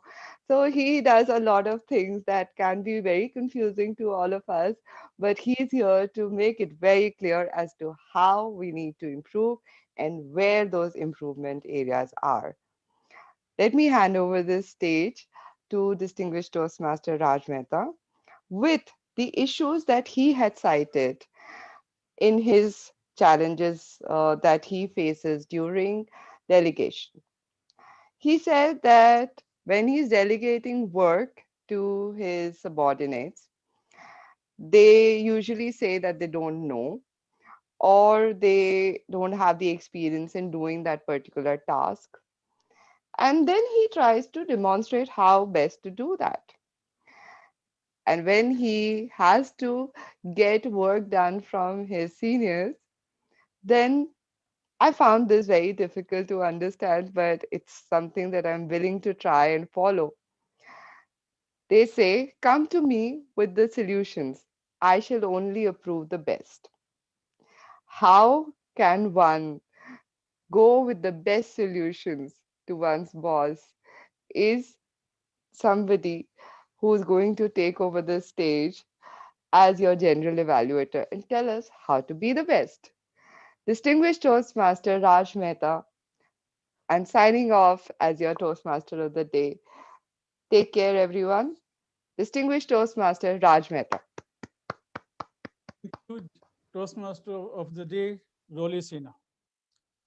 Now we have come to a session about which almost 45 minutes of the meeting have been taken because around 18 minutes were taken by our first speaker, and which was about this particular role. Before I start my role, I would like to request everyone that be attentive when listening the feedback on different activities because they are going to be our guiding factors for our future activities or future meetings. In this session, we shall be evaluating each and everything which we have done in the meeting till now. The session will go in this order that first we shall do the evaluation of these speeches, and these evaluations shall be done by members and guests alike. I shall be calling the speaker on the stage, and the speaker will take the feedback from the members in the audience, be it the members of the club or members or general members in the audience. After that, I shall be taking the report of the supplementary role players. Post that, I shall be giving my own feedback about different activities of the meeting which will not be covered by other evaluators. Starting with the evaluations of the speeches, I request Rupinder Singh, DTM, to come on the stage and take the evaluation of his speech, General Evaluator, Best Practices. Over to Rupinder Singh, DTM. Thank you, distinguished Toastmaster Raj Mehta. I hope I'm audible and visible. I will start by asking the people who are impacted the most by my speech, people who are not professional speakers. I will start with Toastmaster Geeta. How did she feel about the speech? If you could unmute yourself, Toastmaster Geeta.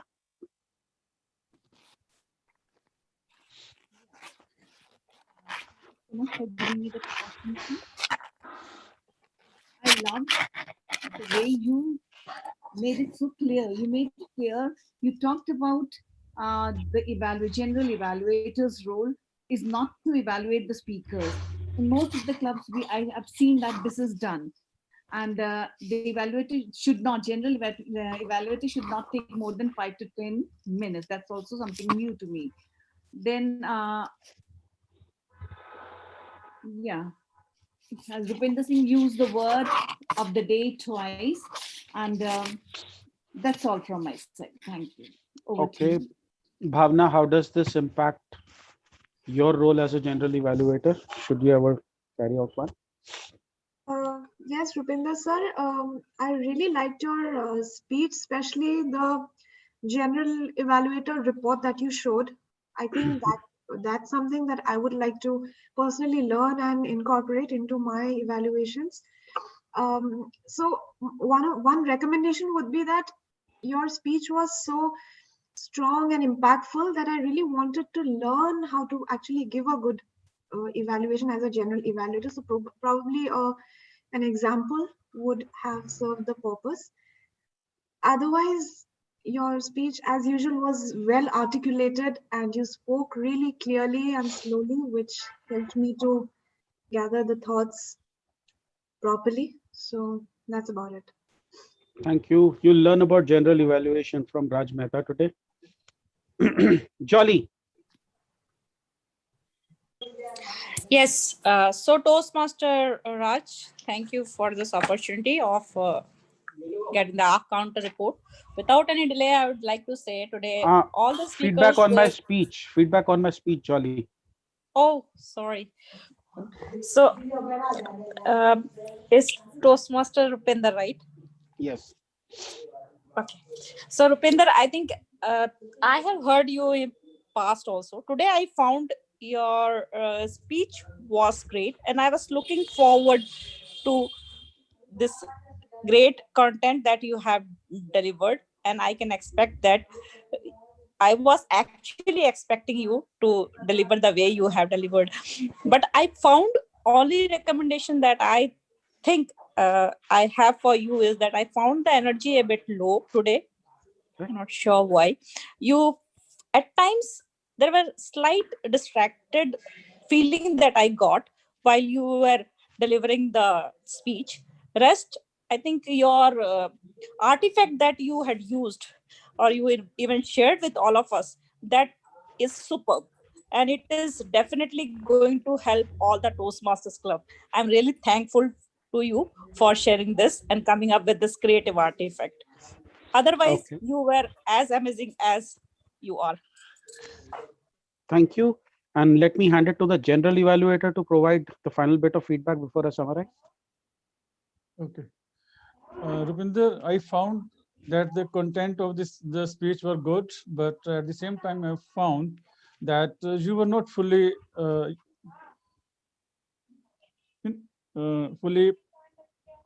prepared. When you use the words like one of the, how should I put it?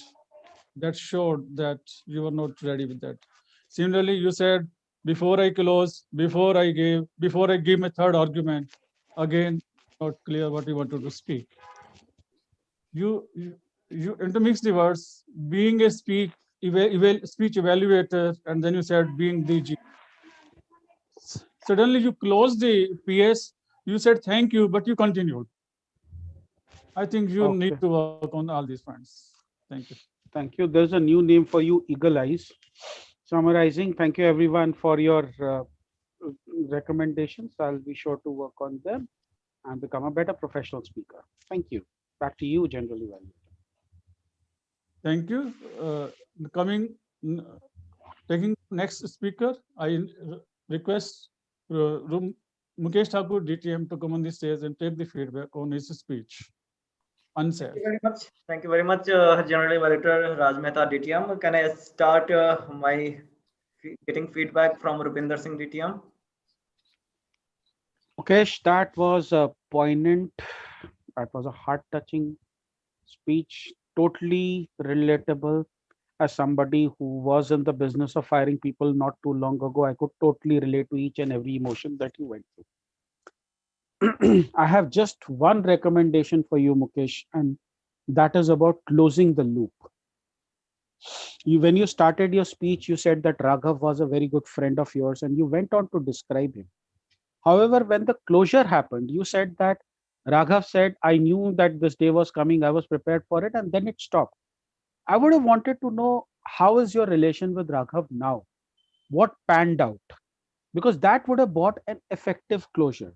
Are you guys not speaking at all? Or did you reconcile your differences? That is the closure that I was looking for. So maybe closure is one thing that you might want to work on in this speech. Thank you very much. So for your all information, there is no impact on the relationship and the relationship is still intact. Moving to next, Bhavna, can you share your evaluation? I really liked your speech, especially the curiosity element that you incorporated. Like you told us about what was that thing that you were waiting to know, and then you went to the hotel and then got to know. So that was really interesting for me. And you were quite fluent. You did not like use any of the filler words. Just one recommendation: probably you could use more of hand gestures that would make it even more effective. Otherwise, it was an impactful, nice speech. Thank you very much. Aditya, can I hear from you?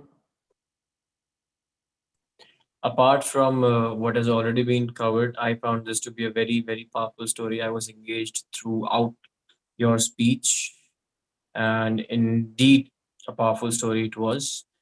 What I would have wanted to, or if I were to give one recommendation, it would be on the closure part of it, barring what DTM Rupinder said. I would have wanted the messaging to be a little bit more powerful in terms of what goes behind, let's say, things which are unsaid and the context part which you were trying to materialize in the story. So I found the messaging to be a little bit of work that still needs to be done on that. Barring a few grammatical mistakes, I found the story very engaging, interesting, and loved it. Thank you very much. Can I hear from Rolly? Yes, sir. So I love the build up of the story, and I love the pauses that you had.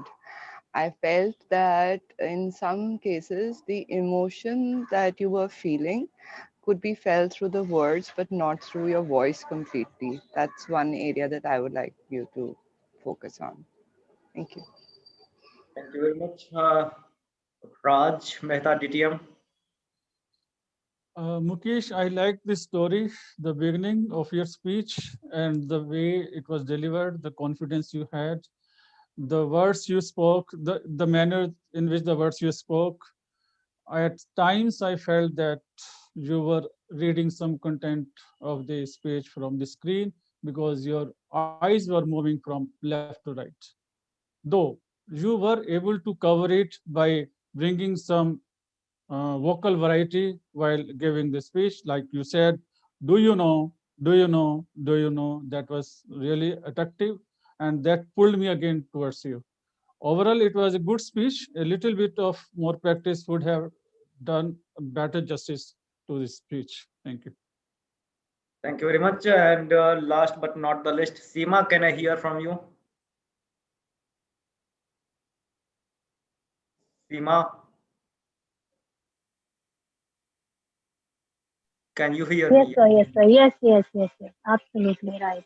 So, if I compare you, I had witnessed some of your speeches at times. So it was much better than that in terms of grammatical context, and delivery was good as per my level of knowledge.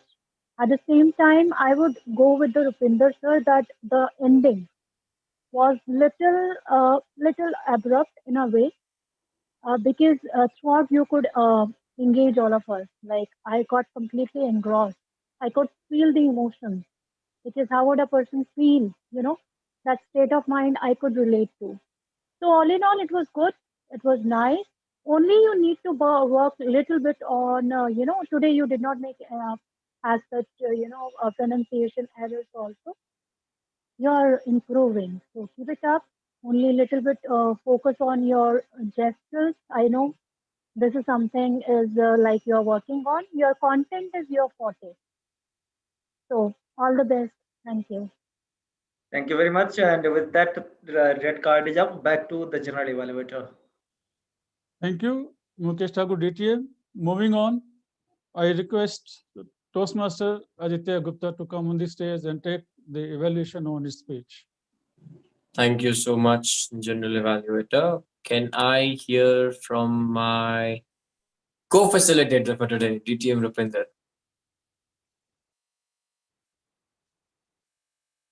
If you're still there. I am there. It's just that I'm trying to come to terms with the mobile interface. Aditya, the speech evoked many memories for me. There was an ad that used to come that the 4-minute barrier, no one thought anyone could break it until Roger Bannister came along. So it was like a rush of memories for me. I liked how you described it, and I like that notion that after it was broken, a lot of other people broke it. There is an alternative theory that once it is done, people see the way how it is done, and I felt that that was not properly brought out. So maybe a focus on that, maybe a reference to the effort to climb Everest. A lot of people tried, but then Hillary and Norgay succeeded, and after that, a lot of people succeeded because they had shown them the way. So that aspect of being a pioneer, and maybe closing with what are you a pioneer at, would have probably enhanced the speech a little bit more. Subject matter mostly. Thank you. Got it. Got it. Thank you. DDM Mukesh, would love to hear from you. Thank you, Aditya. That was one of the mesmerizing speech. It was entire. I was totally engrossed the way you were speaking and the content that you had brought in your speech. My only recommendation is not a general recommendation. It is only to way forward.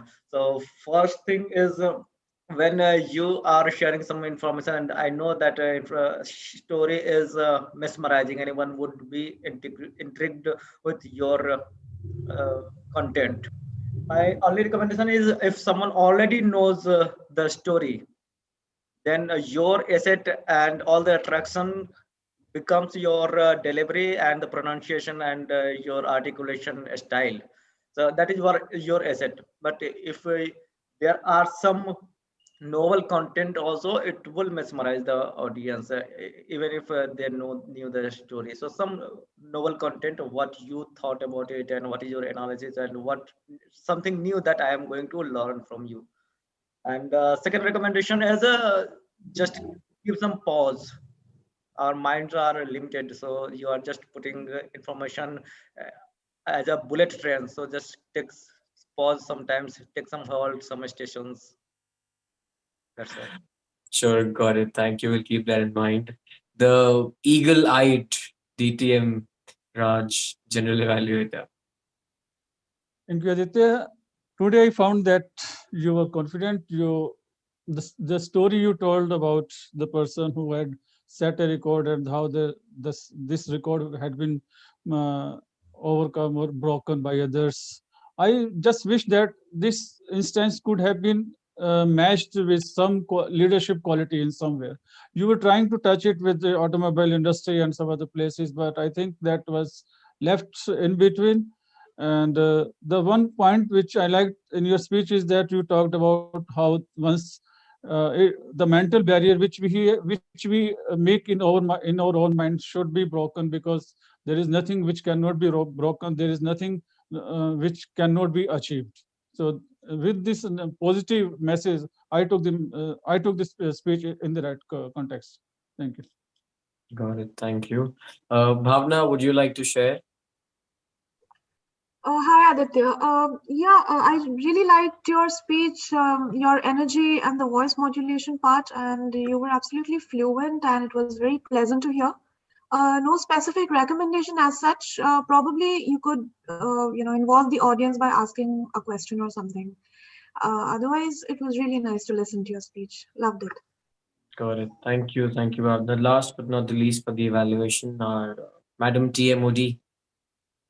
How did you feel? I already shared that the speech invoked a lot of memories for me. I felt that the project objectives of using visual aids was not really met. Maybe you should have selected another project for this speech. And you're sitting to the left of your camera or to the right, just figure out. Yeah, now you're in the center, and that makes a lot of difference, because I kept expecting something to emerge on the blank white space left behind you. So that is something that you could focus on apart from the other points. Thanks. Got it. That was in fact two unique recommendations I wasn't expecting. But yeah, thank you. Thanks for sharing. With that, my time is up. Back to you, General Evaluator, TTM branch.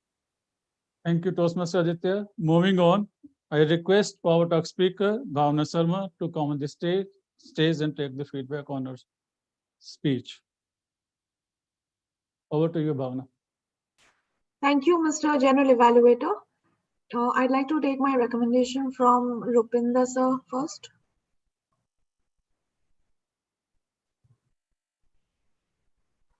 I seem to be popular on a day when I can't handle technology. Thank you, Bhavna. Wonderful speech. I liked how you had structured it. I loved the overall structure of your speech about the different communication skills, about listening, and about when you spoke about eye contact and everything. I would also had liked it if you had illustrated each point with an example.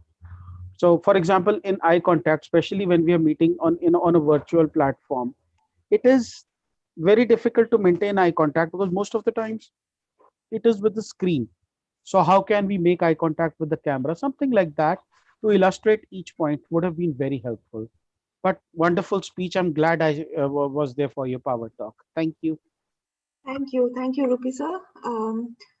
Mukesh sir. Thank you, Bhavna. So I am always fond of your communication style since the day I discovered you in PwC contest, right? I first met at your PwC. So since then, I am always loving the way you articulate things. I loved the entire speech and also the thought that you brought in and tried to cover it in a module. So I don't have any specific recommendations. However, just to uh, go forward, if you want to strengthen the content of the speech a bit more, so you would like to add some content from the TED Talk by Amy Cuddy. Have you heard the TED Talk by Amy Cuddy? So it's about No. the body language and how to how to put yourself in front of others. And the second is negotiating skill by Chris Voss. So if the content of these two books would be put, I think your content will be better, metallic. So that's all, and all the best for your future speeches.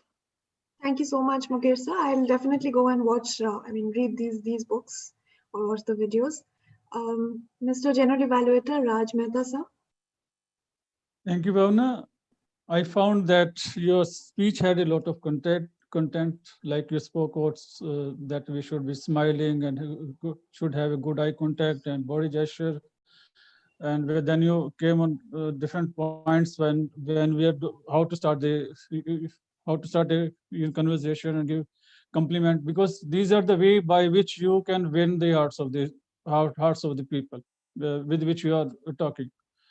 And then asking question that also brings the people closer to you. They would, if you are asking question, it means they are showing concern to them. That is the way how to win the hearts of the people. And I found a lot of lot of points for me to apply in future. Thank you. Thank you. Thank you so much. Toastmaster Rolly. Sure. So I was very happy with the points that you elucidated. I thought that these are points that we all know, but we often forget, and that makes such a huge difference to our speeches. So it was a good reminder. I have noted those down for myself also.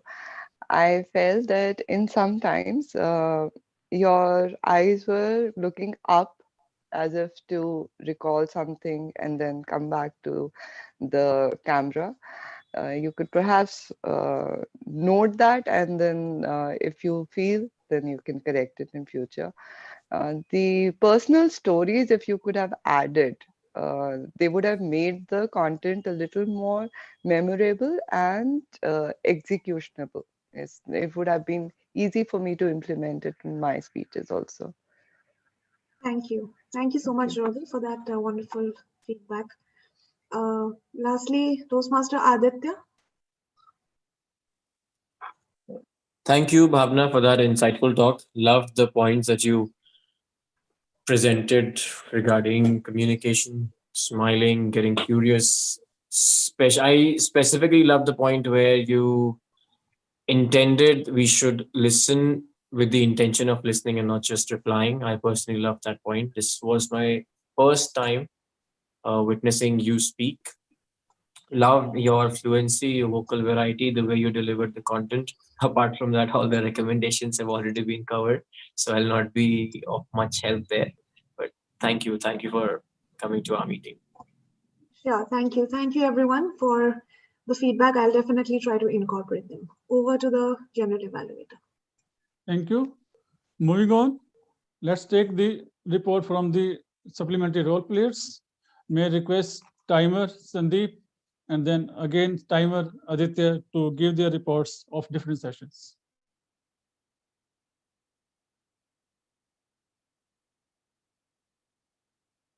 Toastmaster Sandeep.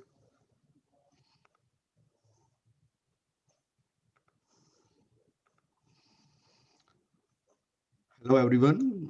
I think my screen is visible to all. Can General please confirm me? Yes. Today it was a great day at Timer's office, and I would like to share the reports. I have highlighted the two colors. One is for the red bar, which have exceeded the time limits and even beyond the 30 seconds grace period, and highlighted the cells in orange, which are within the grace timing part and but exceeded the allotted time. So I will begin with Sergeant at Arms, who took 1 minute for meeting opening and introduction of the guest. Then presiding officer took allotted time and within the time and provided the buffer time to the meeting so that the other role players could cover. Now coming to the where the my time has exceeded beyond the limit. One is for the TMOD role. Rolly, this is a feedback for you. I think the breaks, the content, your content in break part exceeded beyond a limit, this 13 minutes. And there the introduction took more time than the allotted time. That is 2 minutes, 20 seconds for the professional speaker and 1 minute, 38 seconds for the general evaluator. Now coming to the speakers, the professional speech was within the time limits. Coming to the first speaker, prepared speaker Mukesh Thakur, the time allotted was 7 minutes and he took 47 seconds more. There's a feedback for Aditya Gupta, though your speech was great, but if you can extend the time limits, provide the more content, it was great. Now coming to the evaluation part, Evaluation of first, this one professional speaker took 5 minutes and 12 seconds. Evaluation for Mukesh Thakur took 5 minutes 37 seconds. Evaluation for Aditya Gupta took 5 minutes 14 seconds. And last evaluation for Bhavna took 5 minutes 29 seconds. Coming to the table topic, the time allotted was 10 minutes and the whole table topic session took 9 minutes 45 seconds. Now I would like to share the timings for individual speaker. First speaker was Ishank Bansal. He took 1 minute. Second speaker was Bhavna Sharma. She took 1 minute 53 seconds. Third speaker was Jolie. She took 1 minute 23 seconds. And last table topic speaker was Geeta Kashyap. She took 1 minute 9 seconds. We were supposed to at 5:45 right now, and we are running around 30 minutes late. That is from my side. Last, there is a 5 minutes and 37 seconds, which is, I would say, the time consumed during the transitions, during role changing of role players. That is from my side. Over to you, General Evaluator. Thank you, timer Toastmaster Sandeep Kumar. Now I request Toastmaster Jolie Sharma to give the report of the role of the accountant. Thank you, Toastmaster Raj. And today I would like to first of all applaud the people who did a really good job, and they are all in the green zone. And these are Toastmaster Sandeep Kumar and guest Geeta, Toastmaster Mukesh Thakur, and Toastmaster Raj. So they have not used any filler words or any of the crutches. And then the rest of them, they are in the yellow zone. These are Toastmaster Roli Sinha. She had used one occurrence of and 2 short pauses. Then Geeta Kashyap, she has used and once. Rupinder, he has used 2 short pauses and 1 repetition. And guest Ishank, he has used 1 so, and there were around 10 likes that he has used. Those are the filler words. And guest Bhavna, she has used 1 and 1 filler word. I think other than this, all of them had done a really good job. And to avoid using this kind of words, I think I would recommend is that all the speakers, they can practice and they can try to take deep breaths before speaking or just delivering their speeches. Over to you, General Evaluator. Thank you, Toastmaster Jolie Sharma. Moving on, may I request Toastmaster Geeta Kashyap to give the report of the role of the grammarian. Okay, I'll begin first with the good usage of the language. There were some good usages: ecstatic, leverage, prioritize, befitting of a royal title, undermining, use the guise of, lamented, self-prophesied, discreetly, breaching their trust, inside-out philosophy, elusive, boisterous crowd, ardent rivals, progress is always a curve, not straight, what we inspect with respect, adaptive, navigate. Now, not so good usage of the language, get lost my money got lost. These busy people, coming on Delhi, it should be coming to Delhi. Crashed all the previous presumptions, crashed all my previous presumptions. Me who have recommended, me who has recommended. I have hidden, since he was talking about the past, I had hidden. Then pronunciation of genuine was wrong. Most emphasizes, most emphasize. They define. And the usage of the word of the day was by Rupinder Singh twice, Mukesh Thakur once, and myself once. And I don't know if I'm missing out on somebody. I think that's all from my side. Thank you. Over to you, General Evaluator. Thank you, Toastmaster Geeta Kashyap.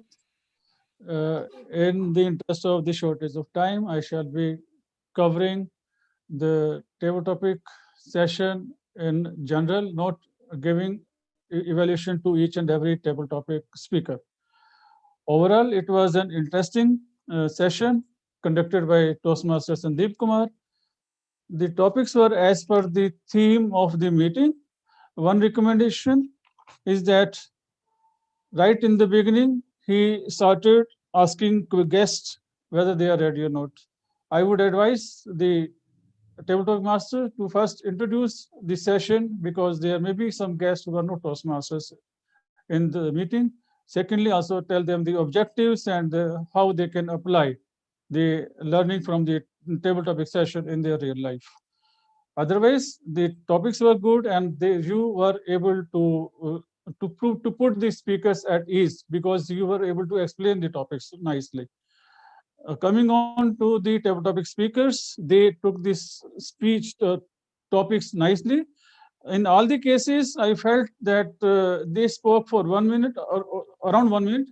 I would advise all of them to use or tell a story, either from their own life or from the life of others, because adding a story shall definitely give a very good impact to the content which you are going to give in your table topic speech.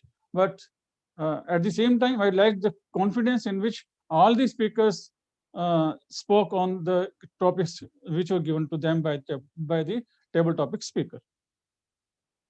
Coming on to the role of the sergeant-at-arms, I felt the role was done nicely. The club mission was spoken in the right way. At the same time, I felt that the energy was missing, because I feel that it is the sergeant-at-arms that sets the energy or the tone of the energy of any meeting. If you are having full energy, if you are able to have the impact, if you are able to catch the audience, then everything will go smoothly. Just for example, if you're welcoming members or members in the audience, just say, members and audience, welcome to the 129th meeting of professional speakers. How are you feeling today? Then come on the mission. One more particular thing I would like to mention here, that I really do not like if there is any word which is misplaced or which is not placed properly in the club mission, because I take the club mission as the Gita of Toastmasters Club. So every word should be spoken in the way in which it has been written, in the order in which this has been written. Coming on to the president,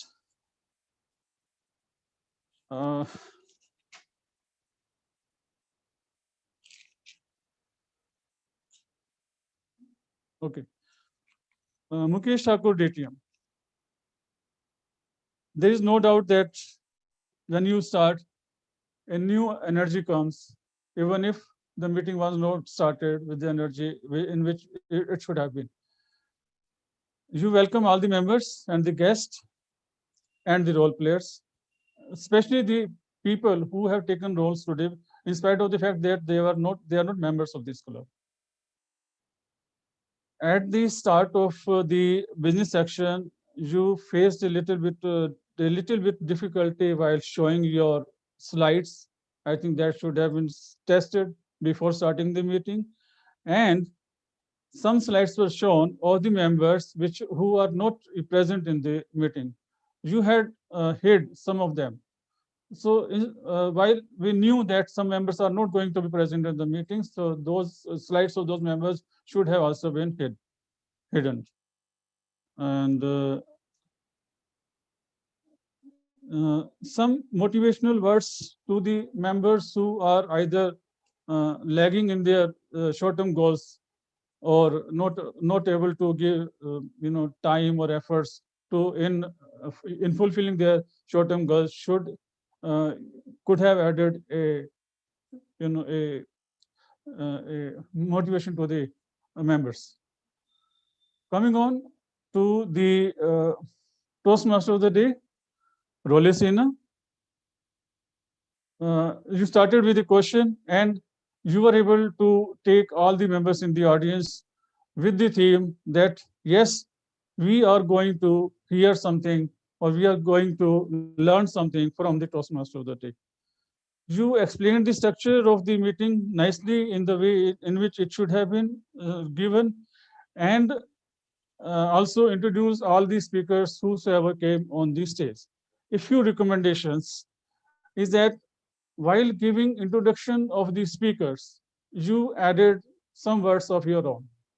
At times, it broke the it broke the informality which is there in the introduction. If my introduction is there, which is the formal introduction, I do not know whether people take it right or wrong, but if you are adding some words in the introduction itself, people may not like it. I'm not saying that all will not like it, but at the same time, adding any extra words in the introduction may not be a proper thing. And when giving the details of the speech, you first gave the details of the, first you gave the introduction of the speaker, then you gave details of the project. I think it should have been the other way around. And also, when one person has spoken, after the speech has been done, you talked about how you interacted with that person about your theme. I think this your interaction with any speaker or any role player should have been given before the start of the speech itself.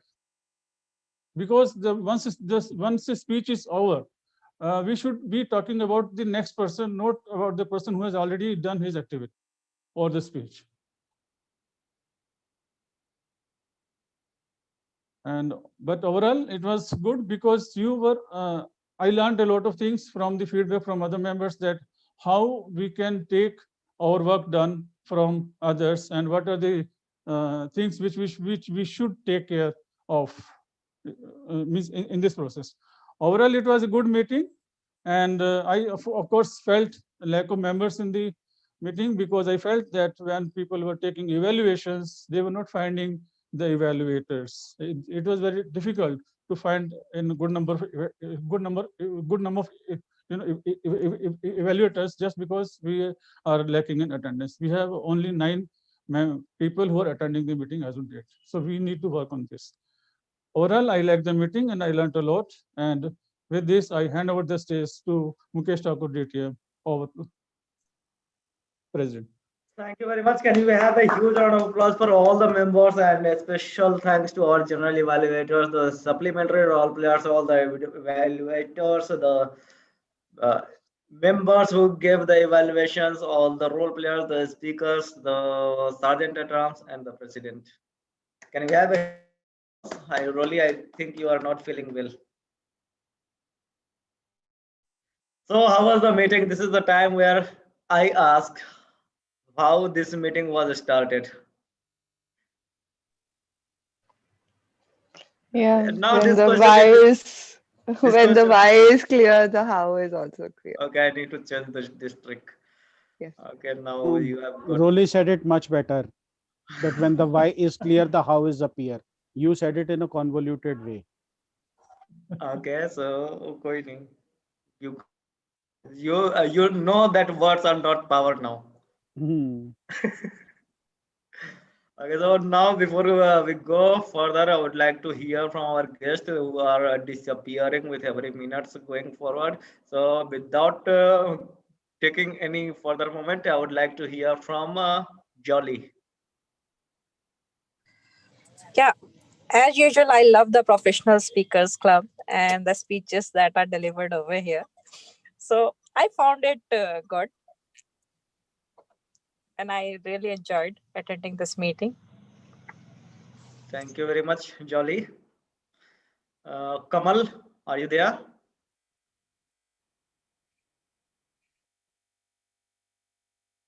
Kamal? Kamal, are you there? I think Kamal had, yeah. Okay, so he might be somewhere else, not there. because he is traveling. Oh my God. Okay. So Why thank you don't very you much, ask us to everyone. remember this? Why don't you ask us to remember this instead of your quotes? Thank you very much, everyone, for joining this meeting. As you know that our why should be very clear. There are lots of what I can say temporary things that raises questions about why members are not attending or why the quality of the meetings are suffering. But we know why we are here, and once our why is clear, everything will fall in place. We will get others to do our works because we know what we have to do, and the entire universe will start working for us with this spirit in mind. Let's be more clear about what we're doing and be more professional, be more deterministic, and be more enthusiastic in our next meeting, because our next meeting starts now. Now.